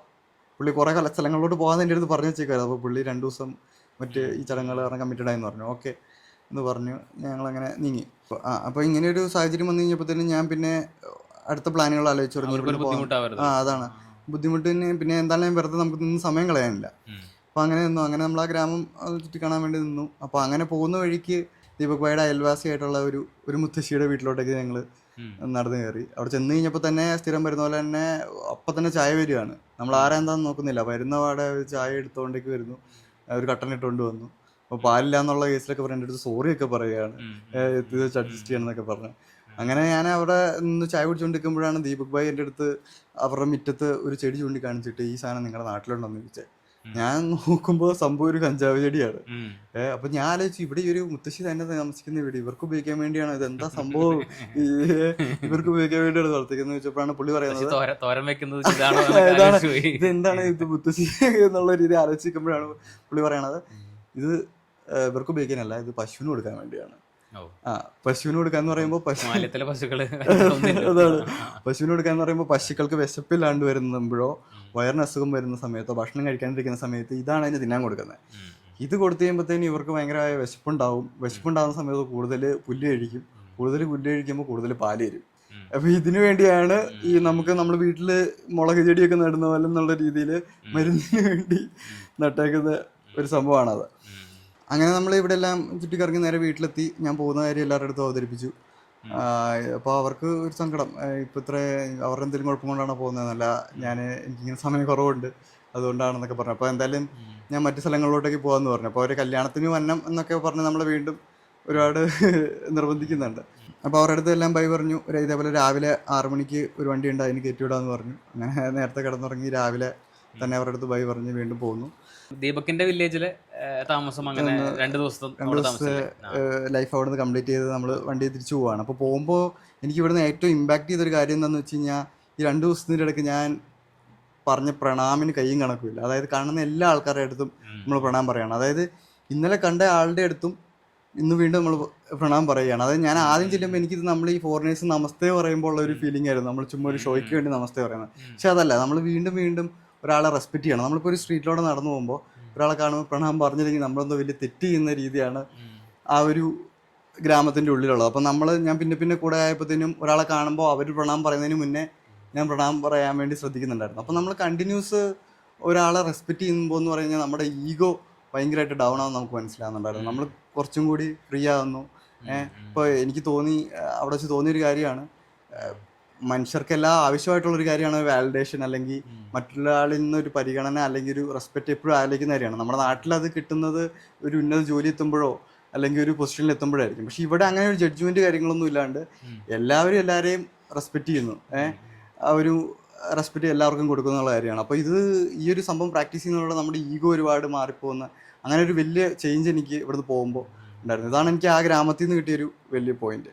അപ്പോൾ ഒരു യാത്രയുടെ ഭാഗമായിട്ട് നമുക്ക് കിട്ടുന്ന ഒരു തിരിച്ചറിവുകളാണ് ഓരോന്നും അല്ലേ? പിന്നെ ഉറപ്പായിട്ടും ഞാൻ നേരത്തെയും ഒരുപാട് സ്ഥലങ്ങൾ വലിയ അത്ഭുതങ്ങളിലോട്ട് അല്ലെങ്കിൽ വലിയ ബൃഹത് നിർമ്മിതികളിലോട്ട് അങ്ങനെ ഒരു വലിയ ബിൽഡിങ്ങുകളിലോട്ടൊക്കെ പോകാനായിരുന്നു ശ്രമിച്ചുകൊണ്ടിരുന്നത്. പക്ഷേ ഒരു സ്ഥലം എന്നെ അത്ഭുതപ്പെടുത്താണ്ട് ആൾക്കാരെ അത്ഭുതപ്പെടുത്തിയ ഒരു സ്ഥലമാണ് ഈ ഒരു മഞ്ചഫ് വില്ലേജ് എന്ന് പറയുന്നത്. കാഴ്ചകൾക്ക് അപ്പുറത്തേക്ക് നമ്മുടെ ലൈഫിന്റെ വാല്യൂസ് ഒക്കെ പഠിക്കുന്ന ഒരു എഡ്യൂക്കേഷൻ പോലെ തന്നെയാണ് യാത്രകൾ. ഓഫ്കോഴ്സ് അതാണ് നമ്മളുള്ളൊരു മാറ്റം കൊണ്ടുവരിക, നമ്മുടെ ഉള്ളൊരു ഇമ്പാക്ട് കൊണ്ടുവരിക എന്ന് പറയുമ്പോഴാണ് ശരിക്കും ഒരു യാത്ര എഫക്റ്റീവ് ആകുന്നത്. പല ആൾക്കാർക്കും പല രീതിയിലാണ് യാത്രകൾ. നിതിനെ സംബന്ധിച്ച് അതൊരു വലിയ എഡ്യൂക്കേഷനാണ്, തിരിച്ചറിവുകളാണ് അല്ലെ? അത് നല്ല കാര്യമാണ്. ഒരു ലൈഫിന്റെ ഏറ്റവും തുടക്കത്തിൽ തന്നെ നമുക്ക് അങ്ങനെയുള്ള പല പല അനുഭവങ്ങൾ കിട്ടുക, നമുക്ക് തന്നെ പല തീരുമാനങ്ങൾ എടുക്കാൻ പറ്റുക. ഇപ്പൊ ഈ പറയുന്ന പോലത്തെ എങ്ങനെ ഈഗോനെ കില്ല് ചെയ്യാൻ പറ്റുന്നൊക്കെ നമുക്ക് തന്നെ മനസ്സിലാക്കാൻ പറ്റുന്ന ഇതൊക്കെ പലർക്കും ലൈഫിന്റെ വേറെ വേറെ സിറ്റുവേഷൻസിലും കിട്ടുന്നുണ്ടാവുക. അത് വളരെ മുന്നേ നമുക്ക് യാത്രകൾ കൂടെ കിട്ടുന്നു. അപ്പം അടുത്ത ഡെസ്റ്റിനേഷൻ ആയിട്ടുള്ള ടെഹ്രി ഡാമിലോട്ടേക്ക് പോകണം. അപ്പോൾ പോകുന്ന വഴിക്ക് ഒരു റോഡരികിൽ തന്നെ അവിടെ ഇറക്കിയെടുത്ത് ടെഹ്രി ഡാമിലോട്ടേക്ക് അന്ന് ദീപുഭായ് വണ്ടിക്കാരുടെ അടുത്ത് പറഞ്ഞിട്ടുണ്ടായിരുന്നു. പുള്ളി റോഡരികിൽ തന്നെ ഇറക്കി വിട്ടു. അവിടെ നിന്ന് വേറൊരു വഴി ഉള്ളോട്ട് പോകുന്നുണ്ട്. അങ്ങനെ അവിടെ ഞാൻ ഇങ്ങനെ കുറേ നേരം വെയിറ്റ് ചെയ്ത് നിൽക്കുകയാണ്. അപ്പം ഞാൻ പയ്യെ നടക്കാമെന്ന് വിചാരിച്ചു, കുറച്ച് ദൂരമേ ഉള്ളൂ അങ്ങോട്ട്. ഒരു കാര്യം ചോദിക്കണം, അപ്പോൾ കയ്യിലെ ലഗേജ് എങ്ങനെ ഉണ്ടായിരുന്നു? ലഗേജ് ബാക്ക് പാക്ക് അതാണ്, ബാക്ക് പാക്കിൽ കൊണ്ടുവന്ന സ്ഥലം അത്രേ ഉള്ളൂ, അത്രേ ഉള്ളൂ ഇതിലുള്ള ട്രാവലിംഗ് ഉള്ളൂ. അപ്പോൾ ഞാനിങ്ങനെ പോകുന്ന വഴിക്ക് ഞാൻ ലിഫ്റ്റ് പോലും ചോദിച്ചില്ല, ഒരു വണ്ടി വന്ന് നിർത്തിയിട്ട് എന്താ ഒരു എങ്ങോട്ടാന്ന് ചോദിച്ചു. ടെഹ്രി ഡാമിലോട്ടാന്ന് പറഞ്ഞു. കയറ്, ഇത്രേ പറയുന്നുള്ളൂ, അല്ലെങ്കിൽ എങ്ങോട്ടാന്നൊന്നുമില്ല. പുള്ളി ഫ്രണ്ടിലോട്ട് തന്നെ നോക്കിയിരിക്കുകയാണ്. കയറ് എന്ന് പറഞ്ഞു. ഞാൻ ഓക്കെ എന്ന് പറഞ്ഞുകൊണ്ട് വണ്ടി കയറി. ഇതേപോലെ ടെഹ്രി അതിൻ്റെ ഒരു വ്യൂ പോയിന്റ് ഉണ്ട്, ആ വ്യൂ പോയിന്റിൽ കൊണ്ട് ഇറക്കി വിട്ടു. ഇവിടെ ഇറങ്ങിക്കോ, വണ്ടി പോയി. വേറെ റിയാക്ഷനും ഒന്നുമില്ല. അപ്പോൾ ഞാൻ കുറച്ച് നേരം ഞാൻ കുറച്ച് നേരം കണ്ടുകൊണ്ടിരിക്കുകയാണ്. നമ്മൾ ഡാം എന്ന് പറയുമ്പോൾ കൺസെപ്റ്റ് എന്ന് പറഞ്ഞാൽ ഒരു കെട്ടായിരിക്കുമല്ലോ, മലയുടെ ഇടയ്ക്ക് ഒരു കോൺക്രീറ്റിൻ്റെ ഒരു കെട്ട്. ഇതെന്ന് പറഞ്ഞു കഴിഞ്ഞാൽ ഒരു മല പണിത് വെച്ചേക്കുവാണ്. ഹയസ്റ്റ് ഡാം എന്ന് പറയുമ്പോൾ താഴേന്ന് മോള് വരെ ഒരു മലയ്ക്ക് കുറുകെ നേരെ ഒരു ക്രോസ് ആയിട്ടൊരു മല, ഇങ്ങനെ നിൽക്കുന്ന മലയിൽ ഒരു ക്രോസ് ആയിട്ടൊരു മല കൂടി പണിത് വെച്ചേക്കാണ്. അപ്പോൾ അത് നമുക്ക് അങ്ങോട്ടൊന്നും ഇറങ്ങി കാണാനൊന്നും പറ്റില്ല. നമുക്ക് ഈ ഒരു വ്യൂ പോയിന്റിൽ നിന്ന് ഇത് കാണാൻ മാത്രമേ പറ്റത്തുള്ളൂ, ഇത്രയുള്ള പെർമിഷനുള്ളൂ. അപ്പോൾ ഇവിടെ വലിയ കാര്യത്തിന് കാണാനൊന്നുമില്ല എന്ന് എനിക്ക് മനസ്സിലായി. അപ്പോൾ അടുത്ത സ്ഥലം എങ്ങോട്ടും പോകണമല്ലോ, ഈ അൺപ്ലാൻഡ് ട്രിപ്സിൻ്റെ ഒരു രസമാണ് ഇതിൻ്റെ. അപ്പോൾ ഞാൻ നോക്കിക്കഴിഞ്ഞപ്പോൾ ദേവപ്രയാഗ് പോകാന്നുള്ള പ്ലാനത്ത്. ദേവപ്രയാഗ് എന്ന് പറഞ്ഞാൽ ഞാൻ വരുന്ന വഴിക്ക് ട്രെയിനിൽ ഞാൻ പരിചയപ്പെട്ട ഒരാൾ, നീരജ് എന്ന് പറയുന്ന ഒരു കൊല്ലംകാരൻ എൻ്റെ അടുത്ത് പറഞ്ഞ സ്ഥലമാണ്. പുള്ളിക്ക് ഉത്തരാഖണ്ഡിൽ പോകാൻ ആഗ്രഹമുള്ള സ്ഥലമാണ് ഈ ദേവപ്രയാഗ് എന്ന് പറയുന്നത്. അതായത് ഗംഗാ നദിയുടെ എന്നുള്ള സ്ഥലം, ഉത്ഭവസ്ഥാനം. അപ്പോൾ അങ്ങോട്ടേക്ക് പോകാമെന്ന് വെച്ചു. അപ്പോൾ ഞാനിതും അന്ന് അങ്ങനെ പ്ലാൻ ചെയ്തു. അവിടെ വെച്ച് അങ്ങനെ നോട്ട് ചെയ്ത് കുറച്ച് വീഡിയോസൊക്കെ എടുത്ത് അവിടെ നിൽക്കുകയാണ്. അപ്പോൾ ഞാൻ അങ്ങനെ നിൽക്കുമ്പോൾ മുന്നേ എന്നെ വണ്ടി കയറ്റിയ ആൾ വീണ്ടും വന്ന് വണ്ടി ചവിട്ടി. കണ്ടോന്ന് ചോദിച്ചു. കണ്ടു എന്ന് പറഞ്ഞു. അടുത്തെങ്ങോട്ടാന്ന് പറഞ്ഞു. ദേവപ്രയാഗ് എന്ന് പറഞ്ഞു. ആണോ, ഇവിടെ നിൽക്ക് 5 മിനിറ്റ് എന്ന് പറഞ്ഞു. പുള്ളി വീണ്ടും പോയിട്ട് കറക്റ്റ് ഒരു 5 മിനിറ്റ് ടൈം എത്തിയപ്പോഴത്തേനും വീണ്ടും വന്ന് നിർത്തിയിട്ട് വേറെ ചോദിക്കാൻ പറഞ്ഞില്ല, വണ്ടി കയറി എന്നാ പറയുന്നത്. വണ്ടി കയറുന്നു. പുള്ളി അവിടെ നിന്ന് കുറേ നേരം കറക്കി വീണ്ടും ഈ ദേവപ്രയാഗിലോട്ട് ബസ് കിട്ടുന്ന സ്ഥലത്തോട്ട് കൊണ്ടുപോയി ഇറക്കി വിട്ടു. എന്നിട്ട് ഇവിടുന്ന് 2 സ്റ്റോപ്പ് മാറി കയറണം. ആ സ്ഥലമൊക്കെ എന്നെ പറഞ്ഞ് പഠിപ്പിക്കുകയാണ് പുള്ളി ഇന്ന സ്ഥലത്തോട്ട് ചെല്ലണം, ടിപ്പണി എന്ന് പറയുന്ന സ്ഥലത്ത് ചെല്ലണം, അവിടെ നടത്ത ബസ്. ഇതെല്ലാം പറഞ്ഞിട്ട് എന്നെ കൊണ്ട് തിരിച്ച് ചൊല്ലി പറയിക്കുക എന്നൊക്കെ പറഞ്ഞിട്ട് ഈ അൺഎക്സ്പെക്റ്റഡ് ആയിട്ട് നമുക്ക് കിട്ടുന്ന ഒരു ഹെൽപ്പിന്റെ ഒക്കെ ഒരു സംഭവമാണ് അത്. അതായത് നമ്മൾ വേറൊരാൾക്ക് ചോദിച്ചിട്ട് പോലും ഇല്ല. അത് ഈ ഉത്തരാഖണ്ഡിലെ ആൾക്കാരുടെ ഒരു പ്രത്യേകതയും കൂടിയാണ്. അവർ വേറെ കാര്യങ്ങൾ അവരോട് ചോദിക്കാണ്ട് തന്നെ ചെയ്യുന്നൊരു ഹെൽപ്പ്. ഇത് ഭയങ്കര ഒരു എക്സ്പീരിയൻസ് ആയിരുന്നു. അവിടുന്ന് നേരെ ഞാൻ ഇങ്ങോട്ട് പോവാണ്, ദേവപ്രയാഗ് പോവാണ്. അപ്പോൾ പോകുന്ന വഴിക്ക് എനിക്ക് എന്തോ തലേദിവസം കഴിച്ചതിൽ എന്തോ ഒരു പണി കിട്ടി. എനിക്ക് വയറിന് സുഖമില്ലാണ്ട് വരുന്നു. അതുകൂടാണ്ട് പോകുന്ന വഴിക്ക് ഒരു പനിക്കുന്ന അവസ്ഥയിലോട്ടൊക്കെ എത്തുന്നു. അപ്പോൾ എനിക്കിനി ഒരു ദിവസം വൈകുന്നേരം വരെയുള്ള ട്രാവലുണ്ട് ദേവപ്രയാഗിലോട്ട്. അപ്പം എനിക്ക് പിന്നെ എന്തെങ്കിലും കഴിക്കാനൊക്കെ പേടിയായി. അപ്പോൾ അവിടം വരെ എത്തുന്നോടം വരെ ഒന്നും കഴിക്കാന്നുള്ള രീതിയിൽ ഞാൻ രാവിലെ തൊട്ടൊന്നും കഴിക്കാണ്ട് പോവാണ്. ഉച്ചയ്ക്ക് കഴിഞ്ഞ് കഴിഞ്ഞപ്പോൾ നമ്മൾ തീരെ ഡൗൺ ആയ ഒരു അവസ്ഥയിലോട്ടെത്തി, ട്രിപ്പ് മടുക്കുന്ന ഒരു അവസ്ഥയിലോട്ടേക്ക് എത്തി. അതായത് നമുക്ക് തിരിച്ചു വീട്ടിൽ പോകാന്നുള്ള ഒരു അവസ്ഥയിലോട്ടേക്ക് എത്തി. അപ്പം ഞാൻ പോകുന്ന വഴിക്ക് ആലോചിക്കുകയാണ്, ദേവപ്രായത്തിൽ റൂം എടുത്തിട്ട് അടുത്ത ട്രെയിൻ ബുക്ക് ചെയ്ത് തിരിച്ചു പോവാം, ഇതോടെ മതിയാക്കാം. കാരണം നമ്മൾ തീരെ വയ്യാത്ത അവസ്ഥയിലോട്ട് പോകണോ, തന്നെയുള്ളൂ അവിടെ തന്നെയുള്ളൂ എന്നുള്ള സംഭവം നമ്മൾ വേറൊരു രീതിയിൽ ഇമ്പാക്ട് ചെയ്യാം. അത് എന്താ പറയുക, പേടിയാണോ അങ്ങനെ വരുമ്പോൾ? അത് പേടിയെന്ന് പറഞ്ഞു കഴിഞ്ഞാൽ നമ്മളെ കൊണ്ട് കഴിയാൻ പറ്റില്ല, നമ്മളെവിടെയും തളർന്നു വീഴുവോ, അതാണ് നമ്മൾ ബോധം കെട്ട് എവിടെയെങ്കിലും വീഴുവോ എന്നുള്ള രീതി. നമ്മുടെ ഇത്രയും സാധനങ്ങളുണ്ട്, നമ്മളെ എവിടെയും വീണി ആരെങ്കിലും നോക്കാനുണ്ടോ, അങ്ങനെയുള്ള സംഭവം. കൂടെ ഒരാളുണ്ടെങ്കിലുള്ള ധൈര്യം ഉണ്ടല്ലോ, അപ്പോൾ അതില്ലാണ്ട് വരുന്നു. അപ്പം തിരിച്ചു പോകാന്നുള്ള തീരുമാനത്തിലെത്തുന്നു. വൈകുന്നേരം എങ്ങനെയോ ആയിക്കഴിഞ്ഞപ്പോൾ ദേവപ്രയാഗിലെത്തി. ദേവപ്രയാഗ് എത്തുന്നു, നേരെ റൂമിൽ ഒരു റൂം എങ്ങനെയോ കണ്ടെത്തുന്നു, കയറി കുളിച്ച് ഫ്രഷ് ആവുന്നു. എന്നിട്ട് ഞാൻ ഒരു ലെമൺ ടീ കഴിച്ചിട്ട് നേരെ ഈ ദേവപ്രയാഗിലോട്ട് ഇറങ്ങുകയാണ്. പോയിട്ട് ബാക്കി തീരുമാനിക്കാന്നുള്ള രീതിയിൽ. ഇവിടം വരെ വന്നല്ലേ, അപ്പോൾ അതൊന്നും കാണാണ്ട് പോകുന്നത് മോശമല്ലേ. അപ്പം നേരെ ഇറങ്ങി ഈ ദേവപ്രയാഗ് ക്രോസ് ചെയ്ത് അങ്ങോട്ട് കിടക്കുകയാണ്. കടന്ന് ദേവപ്രയാഗ് എന്ന് പറഞ്ഞു കഴിഞ്ഞാൽ 2 നദികളുടെ ഒരു സംഗമസ്ഥാനമാണ്. ഗംഗാ നദിയുടെ ഉത്ഭവം അവിടെ നിന്നാണ്.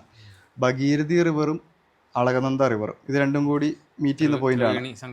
ത്രിവേണി സംഗമം. അവിടെ വെച്ചാണ് ഈ പുണ്യനദിയായ ഗംഗയുടെ ഒരു ഉത്ഭവം. അത് അത്ര ഹോളി ഒരു പ്ലേസ് ആണത്. 2 നദികൾ 2 കളറിലാണല്ലോ വന്നത്. 2 കളറിലാണ് വരുന്നത്. ഒരെണ്ണം ഒരു ഇളം നീല കളറിലും ഒരെണ്ണം ഒരു ഇളം പച്ച കളർ. ഭയങ്കര ഒരു എന്താണ് നേച്ചർ വണ്ടർ എന്നൊക്കെ പറയുന്ന ഒരു സംഭവമാണ്. നാച്ചുറൽ വണ്ടർ എന്ന് പറയുന്ന ഒരു സംഭവമാണ്. ഭയങ്കര നമ്മൾക്ക് എക്സൈറ്റ് ചെയ്യുന്ന ഒരു കാര്യമാണ്. ഈ ഭാഗീരഥി റിവറിന്റെ സൈഡിൽ പോയി അവിടെ ഒരു പാറക്കെട്ടുകളാണ് സൈഡിൽ.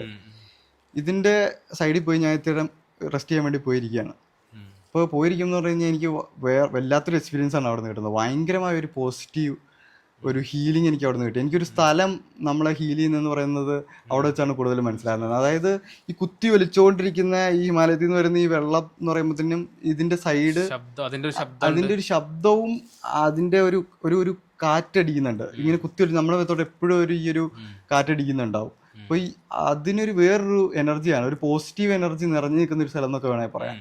അതിൻ്റെ ഇടയ്ക്ക് ഒരു 5 മിനിറ്റ് നിൽക്കുക എന്നൊക്കെ പറയുമ്പോഴത്തേനും നമ്മുടെ മൈൻഡ് എപ്പോഴും ഓൺ ആവുന്ന പോലത്തെ ഒരു ഫീൽ. അതായത് നമ്മൾ ഒരു ശബ്ദം വരുന്നു, ഒരു കാറ്റ് വരുന്നു, ആ ഒരു വേറൊരു മെന്റൽ സ്റ്റേറ്റിലോട്ട് നമ്മൾ എത്തുവാണ്. അതായത് നമ്മൾ ഈ കോടയുള്ള സമയത്ത് മലമണ്ടയിൽ ചെന്ന് നിൽക്കുമ്പോൾ കോട അടിക്കുമ്പോൾ നമുക്ക് കിട്ടുന്ന ഒരു വൈബ് ഉണ്ടല്ലോ, ഒരു എനർജി ഉണ്ടല്ലോ, അതിൻ്റെയൊക്കെ ഒരു വേറെ രീതിയിൽ എന്നുള്ള രീതിയിൽ അത് എനിക്ക് ശരിക്കും ഭയങ്കര റിലീഫ് കിട്ടുകയാണ്. ഈ പനി കാര്യങ്ങളെല്ലാം കുറയുന്ന പോലെ. അതായത് ഒരു സ്ഥലം നമ്മൾ ഹീൽ ചെയ്തെന്ന് പറയാം, അത് പറഞ്ഞാൽ എത്രത്തോളം മനസ്സിലാകുന്നറിയില്ല.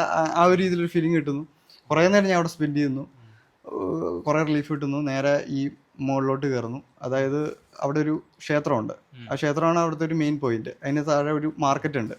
ഈ മാർക്കറ്റിൻ്റെ ഉള്ളിലോട്ട് ഞാൻ കയറുകയാണ്. അപ്പോൾ ഈ മാർക്കറ്റിൻ്റെ ഉള്ളിൽ കയറുന്നതിന് നമ്മൾ ശരിക്കും ഞെട്ടുകയാണ്. അതായത് ഒരു ഇന്ത്യയിലുള്ള ഒരു മാർക്കറ്റ് നമ്മളെ ഇത്രയും എക്സൈറ്റ് ചെയ്യിക്കുന്നു, അല്ലെങ്കിൽ നമ്മൾ ഇത്രയും ഒരു പോസിറ്റീവ്നെസ് കൊണ്ടുവരുന്ന പറയുമ്പോൾ ഇത്രയും സ്പിരിച്വൽ സ്ഥലങ്ങളിലായിരിക്കും. അതായത് എല്ലാ സ്ഥലവും അടിച്ച് ക്ലീനാക്കി ചന്ദനത്തിരിയൊക്കെ കത്തിച്ച് ആ ഒരു മണവും ഒരു സുഖമുണ്ട് അതുവഴി നടക്കുമ്പോൾ. ഒരു പോസിറ്റീവ്നെസ് ഉണ്ട് നമുക്ക് ആൾക്കാരുടെ മുഖത്താണെങ്കിലും. അതേപോലെ ബഹളങ്ങളില്ല, ആൾക്കാരും നമ്മളെ സാധനങ്ങൾ മേടിക്കുന്നു പറയുന്നുള്ള ഒരു സംഭവമില്ല. അതങ്ങനെ കുറേ മണികൾ അല്ലെങ്കിൽ കുറച്ച് ഡ്രസ്സുകൾ അത് അവര് നിന്ന് തന്നെ പ്രിന്റ് ചെയ്യുന്നു, ബ്ലോക്ക് പ്രിന്റിങ് നടക്കുന്നു എന്ന് പറയുന്ന ഈ ഒരു പ്രത്യേകതരം മാർക്കറ്റാണ്, ഒരു ഫീലിംഗ് ആണ്. എനിക്ക് ഇതേപോലെ ഒരു ഫീലിംഗ് തോന്നിയിട്ടുള്ള നേരത്തെ പുഷ്കർ പോയിട്ടുള്ളപ്പോഴാണ്. പുഷ്കർ ലേക്കിൻ ഗട്ടുകളുടെ സൈഡിലുള്ള മാർക്കറ്റുകളിലാണ്. എല്ലാ സ്ഥലവും ഇങ്ങനെയല്ല. വാരണാസി ചെന്നുമ്പോൾ വേറൊരു രീതിയിലാണ്. പക്ഷെ ഈ സ്ഥലം ഇതെല്ലാം കൂടി ആയി കഴിഞ്ഞപ്പോഴത്തേനും ഞാൻ തീരുമാനിച്ചു പോകുന്നില്ല. ഇത്രയും എൻട്രികൾ നമ്മൾ വീണ്ടും എക്സൈറ്റ് ചെയ്യിച്ചു. എന്താണെങ്കിലും ഇവിടെ സ്റ്റേ ചെയ്തിട്ടാ പോകുന്നുള്ളൂ എന്നുള്ള തീരുമാനം എടുത്തു. നേരെ കുറേ നേരം അവിടെ എക്സ്പ്ലോർ ചെയ്ത് ഭക്ഷണമൊക്കെ കഴിച്ചിട്ട് കുറച്ച് മെഡിസിൻസ് നാട്ടിൽ നിന്ന് വിളിച്ചു നോക്കി, കുറച്ച് മെഡിസിൻസ് ഒക്കെ മേടിച്ച് നേരെ റൂമിൽ പോയി അത് കഴിച്ച്. റൂമാണ് അവിടെ, ഹോസ്റ്റൽ സംവിധാനമല്ല. ഞാൻ പറഞ്ഞ ഇത്ര സ്ഥലങ്ങളിൽ ഒരുപാട് ടൂറിസ്റ്റുകളൊന്നും വരുന്നില്ല. എല്ലാം സ്പിരിച്വലി തന്നെ വരുന്ന ആൾക്കാരാണ്. തീർത്ഥയാത്രയാണ്, വലിയ റെന്റ് വരുന്നില്ല. 300 രൂപ റേഞ്ചിലുള്ളേ ഉള്ളൂ. നമുക്ക് സുഖമായിട്ടൊരു വലിയ റൂം കിട്ടുകയാണ്. 3-4 പേർക്ക് കിടക്കാൻ പറ്റുന്ന റൂമാണ്. ഒറ്റയ്ക്ക് ആയതുകൊണ്ടുള്ള ഒരു ഇതേ ഉള്ളൂ. അങ്ങനെ റൂം എടുത്തു, നേരെ കിടന്നു. അപ്പം ഞാൻ രാവിലെ എണീച്ച് നേരെ ഈ ഒരു സൂര്യോദയത്തിൻ്റെ സമയമായപ്പോൾ തന്നെ ഈ സംഗം സ്ഥാനത്തോട്ടേക്ക് വന്നു. അവിടെ ചെല്ലുമ്പോൾ കാണുന്നത് നിറഞ്ഞു കവിഞ്ഞ ആൾക്കാരാണ്. എല്ലാവരും ഈ ഗംഗാ സ്നാനം ചെയ്യാൻ വേണ്ടി വന്നേക്കുന്നതാണ്. ഈ സ്ഥലത്തിൻ്റെ ഒരു ഐതിഹ്യം എന്താണെന്ന് വെച്ച് കഴിഞ്ഞാൽ, രാമൻ രാവണനെ കൊന്നതിന് ശേഷം ആ ഒരു പാപമുക്തി നേടാൻ വേണ്ടി, ആ ഒരു കർമ്മം ചെയ്തതിൻ്റെ പാപമുക്തി ചെയ്യാൻ വേണ്ടി ഇവിടെ വന്ന് തപസ് ചെയ്ത് ഗംഗാ സ്നാനം ചെയ്ത് പാപം കഴുകി കളഞ്ഞെന്നുള്ളതാണ് വിശ്വാസം. അതുകൊണ്ട് വിശ്വാസികളെല്ലാവരും അവരുടെ ലൈഫിലെ പാപങ്ങൾ കഴുകി വീണ്ടും ഒരു ലൈഫ് സ്റ്റാർട്ട് ചെയ്യുക എന്നുള്ള രീതിയിൽ ചെയ്യാൻ വേണ്ടിയാണ് അവിടുത്തെ ഒരു ഐതിഹ്യം. അതിനുവേണ്ടി ആൾക്കാർ നിറഞ്ഞു കവിഞ്ഞ് ഒഴുകിക്കൊണ്ടിരിക്കുകയാണ്. അതേപോലെ തന്നെ മരിച്ച ആൾക്കാരുടെ ഇത് അസ്ഥി കർമ്മം ചെയ്യാൻ വേണ്ടി കൂടി വന്നിരിക്കുന്ന സ്ഥലമാണ്. ഞാൻ അവിടെ നിൽക്കുമ്പോൾ കുറേ നേരം ഞാൻ ഇത് കാഴ്ചകൾ കണ്ട് നിന്നു. അപ്പോഴാണ് ഈ പകലായപ്പോഴാണ് നമുക്കിങ്ങനെ കളറിന്റെ വ്യത്യാസം ശരിക്കും മനസ്സിലാകുന്നത്. ഒരു സൈഡിൽ നിന്ന് ഭഗീരഥി അലച്ചു തല്ലി മറ്റേ വരുന്നു, ഒരു സ്ഥലത്ത് അളകനന്ദ വളരെ പീസായിട്ട് ഭയങ്കര കോൺട്രാസ്റ്റിംഗ് ആയിട്ടൊരു സീനാണ്. ഒന്ന് ഭയങ്കരമായ ഇതും ഒന്ന് ഭയങ്കരമായ പീസ് വന്ന് ഇത് രണ്ടും കൂടി ചേർന്ന് ഒരു മഹാനദിയുടെ ഒരു ഉത്ഭവം എന്ന് വേണേൽ പറയാം. ഗംഗാനദി എന്ന് പറയുന്ന, ഗംഗാനദി ഇല്ലാണ്ടുള്ള ഇന്ത്യനെ നമുക്ക് ഇമാജിൻ ചെയ്യാൻ പറ്റില്ലല്ലോ. ഈ കൾച്ചറെല്ലാം റൂട്ട് ചെയ്തേക്കുന്നത് ഇതിൻ്റെ അവിടെ നിന്നാണ്. അങ്ങനെ ഞാൻ അവിടെ കുറേ നേരം നിന്ന് കഴിഞ്ഞപ്പോഴാണ് അവരുടെ സൈഡിൽ മീനുകൾക്ക് ഭക്ഷണം ഉണ്ടാക്കുന്ന ഒരാളെ കാണുന്നത്. അതായത് ആള് ഇത് വേറെ പൈസയ്ക്ക് വേണ്ടി ഒന്നും ചെയ്യുന്നില്ല, ഫ്രീ ആയിട്ടൊരു സേവനം എന്നുള്ള രീതിയിൽ അങ്ങനെ ഒരു സേവനം ചെയ്യുന്ന ഒരു സുഹൃത്ത് ഇവിടെ നാട്ടിലുണ്ട്. ഇത് പുള്ളി എന്താന്ന് വെച്ച് കഴിഞ്ഞാല് ഗോതമ്പും എള്ളും കുഴച്ച് ഉണ്ടയാക്കുന്നു. അപ്പൊ ഞാനത് പൈസക്കായിരിക്കുന്നു. ഞാൻ കുറെ നേരം നിന്ന് പുള്ളിയുടെ അടുത്ത് കുറച്ചു നേരം സംസാരിച്ചു. അപ്പൊ ഇന്നത് കൊണ്ടുപോയിടുന്നു പറഞ്ഞ കയ്യിലോട്ടേക്ക് തരികയാണ്. അപ്പൊ പുള്ളി പറയാണ് അതൊരു നമ്മൾ അങ്ങനെ നമ്മളടുത്ത് തരികയാണ്, ഇത് നമ്മൾ ചെയ്യുന്നത് ഒരു ഗിവിങ് ആണ്, ഒരു സേവയാണെന്നാണ് പുള്ളി പറഞ്ഞത്, കൊടുക്കുന്ന നല്ലതാണ്. അപ്പം നമ്മളപ്പോഴത്തേനും ഈ തനിച്ചുള്ള യാത്ര ഇത്രയും ദിവസമായി നമ്മൾ ഈ ചുറ്റുപാടുള്ള കാര്യങ്ങൾ ഒരുപാട് ശ്രദ്ധിക്കാൻ തുടങ്ങി. നമ്മൾ ഈ മൈന്യൂട്ട് ഡീറ്റെയിലുകൾ വരെ എടുക്കാൻ തുടങ്ങുന്ന ഒരു സമയമാണ്, അതായത് ശ്രദ്ധിക്കാൻ തുടങ്ങുന്ന ഒരു സമയമാണ്. കാരണം നമുക്ക് വേറൊന്നും ചെയ്യാനില്ല, നമുക്ക് ഓരോ കൂടെയുള്ള ഒരാളുടെ അടുത്ത് വർത്താനം പറയാൻ പോലും ഇല്ല. അപ്പം നമ്മൾ ഈ പോയി ഈ ഓരോ ഉണ്ട ഉരുട്ടി മീനുകൾക്ക് ഇട്ട് കൊടുക്കുന്ന സമയത്ത് ഈ മീനുകളെല്ലാം വരുന്നു, ഇത് കഴിക്കുന്ന കാണുന്ന സമയത്ത് നമുക്ക് ഭയങ്കര ഒരു ഹാപ്പിനെസ് വരികയാണ്. കാരണം നമ്മള് ചെറിയ കാര്യങ്ങളിൽ ഹാപ്പിനെസ് കണ്ടെത്താൻ തുടങ്ങി. അതൊക്കെ നമുക്ക് ആ സമയത്താണ് നമുക്ക് മനസ്സിലാകുന്നത്. ഇത് വന്ന് ഓരോന്ന് കൊത്തി കഴിക്കുന്ന കഴിയുമ്പോഴത്തേനും നമ്മൾ ത്രില്ല് ചെയ്യിക്കുന്നത്, നമ്മളൊരു കൊച്ചു കുട്ടിയുടെ ഒരു ഇന്നസെൻസിലോട്ടൊക്കെ പോകുന്ന ഒരവസ്ഥയാണ്. എനിക്കത് ഭയങ്കരമായിട്ട് ത്രില്ലടിച്ചു. ഞാൻ വീണ്ടും പോയി ഒരു ഉണ്ട മേടിച്ച് വീണ്ടും അത് ചെയ്തു. അപ്പൊ നമ്മൾ ഈ വികാരങ്ങളൊന്നും തടഞ്ഞു വെക്കുന്നില്ല, കാരണം നമ്മൾ ആരും ശ്രദ്ധിക്കാനില്ല. നമ്മളൊരു സോഷ്യൽ മാസ്ക് ഇടുന്നില്ല, നമുക്ക് ആരുടെ മുന്നിൽ നമ്മുടെ മുഖം രക്ഷിക്കാനില്ല, നമ്മളെ ഫേവർ ചെയ്ത് സംസാരിക്കാനില്ല. അപ്പോൾ നമ്മൾ ഈ ഒരു രീതിയിലോട്ടൊക്കെ എത്തി കഴിഞ്ഞ് നമ്മളങ്ങനെ അവിടെ കുറേ നേരം ഞാൻ സ്പെൻഡ് ചെയ്തു. നമുക്ക് ചുറ്റുപാടുള്ള ആൾക്കാരെ എല്ലാം ശ്രദ്ധിച്ചുകൊണ്ട് അവിടെ നിൽക്കാൻ തുടങ്ങി. അപ്പോഴാണ് ഒരു വലിയ കൊട്ടും പാട്ടും മറ്റേ ഡോലും ഒക്കെ ആയിട്ട് ഒരു ടീം വരുന്നത്. ഇതേപോലെ തന്നെ അസ്ഥിവന്ദനം ചെയ്യാൻ വേണ്ടി ഒരു വലിയ ഫാമിലി വരുന്നതായിരുന്നു. അവരുടെ ചടങ്ങുകളെല്ലാം കണ്ടു. ഇവർ തിരിച്ച് ക്ഷേത്രത്തിലോട്ട് പോകുന്നതോടെ ഞാനും ഇവരുടെ കൂടെ റാലി പങ്കെടുത്ത് ഇങ്ങനെ കയറിപ്പോയി. അപ്പോൾ നമ്മൾ ക്ഷേത്രത്തിൻ്റെ ഉള്ളിലോട്ടേക്ക് കയറി ചെല്ലുമ്പോൾ അവിടെ പല ടൈപ്പ് മണികളൊക്കെ തൂക്കിയിട്ടിട്ടുണ്ട്. അപ്പോൾ അത് എല്ലാവരും ഫുൾ ടൈമും ആ ഒരു മണി ശബ്ദവും ശംഖുവിളിയും ഒക്കെയാണ് അവിടെ കേൾക്കാനുള്ളത്. ഞാൻ പറഞ്ഞില്ല, നമ്മൾ ഇത്തരം കാര്യങ്ങളൊക്കെ നിരീക്ഷിച്ചുകൊണ്ട് അവിടെ നിൽക്കുന്നത്, നമുക്ക് വേറെ ഒന്നും ചെയ്യാനില്ല. അപ്പോൾ ഇത് നമ്മുടെ ഉള്ളിലൊരു മാറ്റം സംഭവിക്കുന്നത് നമ്മൾ നിരീക്ഷിച്ചു തുടങ്ങുന്നതാണ്. കാരണം നമ്മൾ നമ്മുടെ ചിന്തകളായിട്ട് മാത്രമായിട്ടാണ് കമ്മ്യൂണിക്കേറ്റ് ചെയ്തുകൊണ്ടിരിക്കുന്നത്. കാരണം നമ്മൾ വേറെ ആളുടെ അടുത്ത് സംസാരിക്കുന്നില്ല. ഇത് ഞാനിപ്പോൾ വീട്ടിൽ നിന്ന് ഇറങ്ങിയിട്ട് ഏകദേശം ഒരു 7 ദിവസത്തോളം ആയിരിക്കുന്നു. അപ്പം നമ്മൾ ഇതുവരെയും നുണ പറയുന്നില്ല, സത്യം മാത്രമേ പറയുന്നുള്ളൂ. നുണ പറയുന്നില്ല എന്ന് ഞാൻ പറയുമ്പോൾ, നമ്മളിപ്പോൾ വീട്ടിൽ നിന്ന് ഫ്രണ്ട്സിൻ്റെ അടുത്ത് എത്താറായി എന്ന് പറയുമല്ലോ, വീട്ടിൽ നിന്ന് ഇറങ്ങുന്നേ ഉണ്ടാവുള്ളായിരിക്കും. അങ്ങനെ പറയുന്ന ചെറിയ കാര്യങ്ങൾ പോലും നമ്മൾ പറയുന്നില്ല. അങ്ങനെ നമ്മൾ ഫേവർ ചെയ്ത് സംസാരിക്കുന്നില്ല, നമ്മൾ കാര്യങ്ങൾ എക്സാജറേറ്റ് ചെയ്ത് പറയുന്നില്ല. ഇത് നമ്മുടെ ലൈഫിൽ കോമൺ ആയിട്ട് സംഭവിക്കുന്ന കാര്യം, വളരെ നോർമലായിട്ട് കാര്യമാണ്. അത്തരം ഒരു സംഭവങ്ങൾ പോലും ഇല്ലാണ്ട് നമ്മുടെ മൈൻഡ് കംപ്ലീറ്റ്ലി ഒരു പ്യൂറായി വരുന്ന ഒരു അവസ്ഥ നമുക്ക് മനസ്സിലാവും. നമ്മുടെ ലൈഫിൽ നമ്മൾ ഈ പാസ്റ്റ് എല്ലാം വിട്ടിട്ട് നമ്മുടെ ഈ ഒരു 7 ദിവസം, എന്നെ സംബന്ധിച്ചിടത്തോളം ആ 7 ദിവസം മാത്രമായി വരുമ്പോൾ ഞാൻ എൻ്റെ വികാരങ്ങളും ചിന്തകളുമായിട്ട് മാത്രം ഒഴുകിയാണ് നടക്കുന്നത്.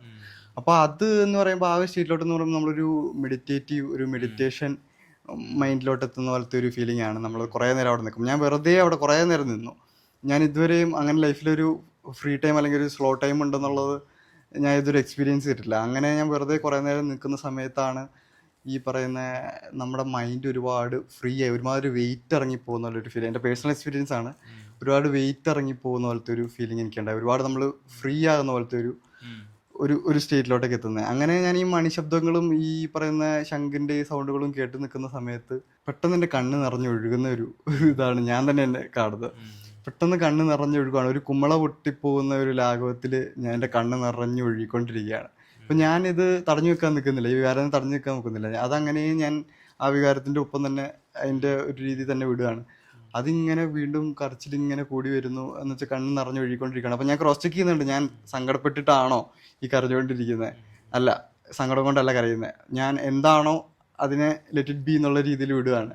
അതിങ്ങനെ ഒരു മഴ ചെറുതായിട്ട് പെയ്ത് ശക്തി പ്രാപിക്കുന്ന പോലെ നിറഞ്ഞൊഴുകി ദേഹത്തോട് മുഴുവൻ ഒഴുകുന്ന ഒരു അവസ്ഥയിലോട്ട് എത്തി. ഞാൻ എൻ്റെ കൂടെ ഒരാളുണ്ടെങ്കിൽ ഞാൻ ഒരിക്കലും അത് സമ്മതിക്കില്ല. ഞാൻ ആ വികാരങ്ങളെ കൺട്രോൾ ചെയ്യാൻ നോക്കിയുള്ളൂ. തന്നെ പോയതിൻ്റെ ഒരു എഫക്റ്റ് നമുക്ക് ചെയ്യുന്നതാണ് ഞാൻ പറഞ്ഞത്. അപ്പോൾ അതിങ്ങനെ ഞാൻ കുറേ നേരം പ്രത്യേകിച്ച് ദുഃഖങ്ങളൊന്നുമില്ല, വേറെ സന്തോഷങ്ങളൊന്നുമില്ല.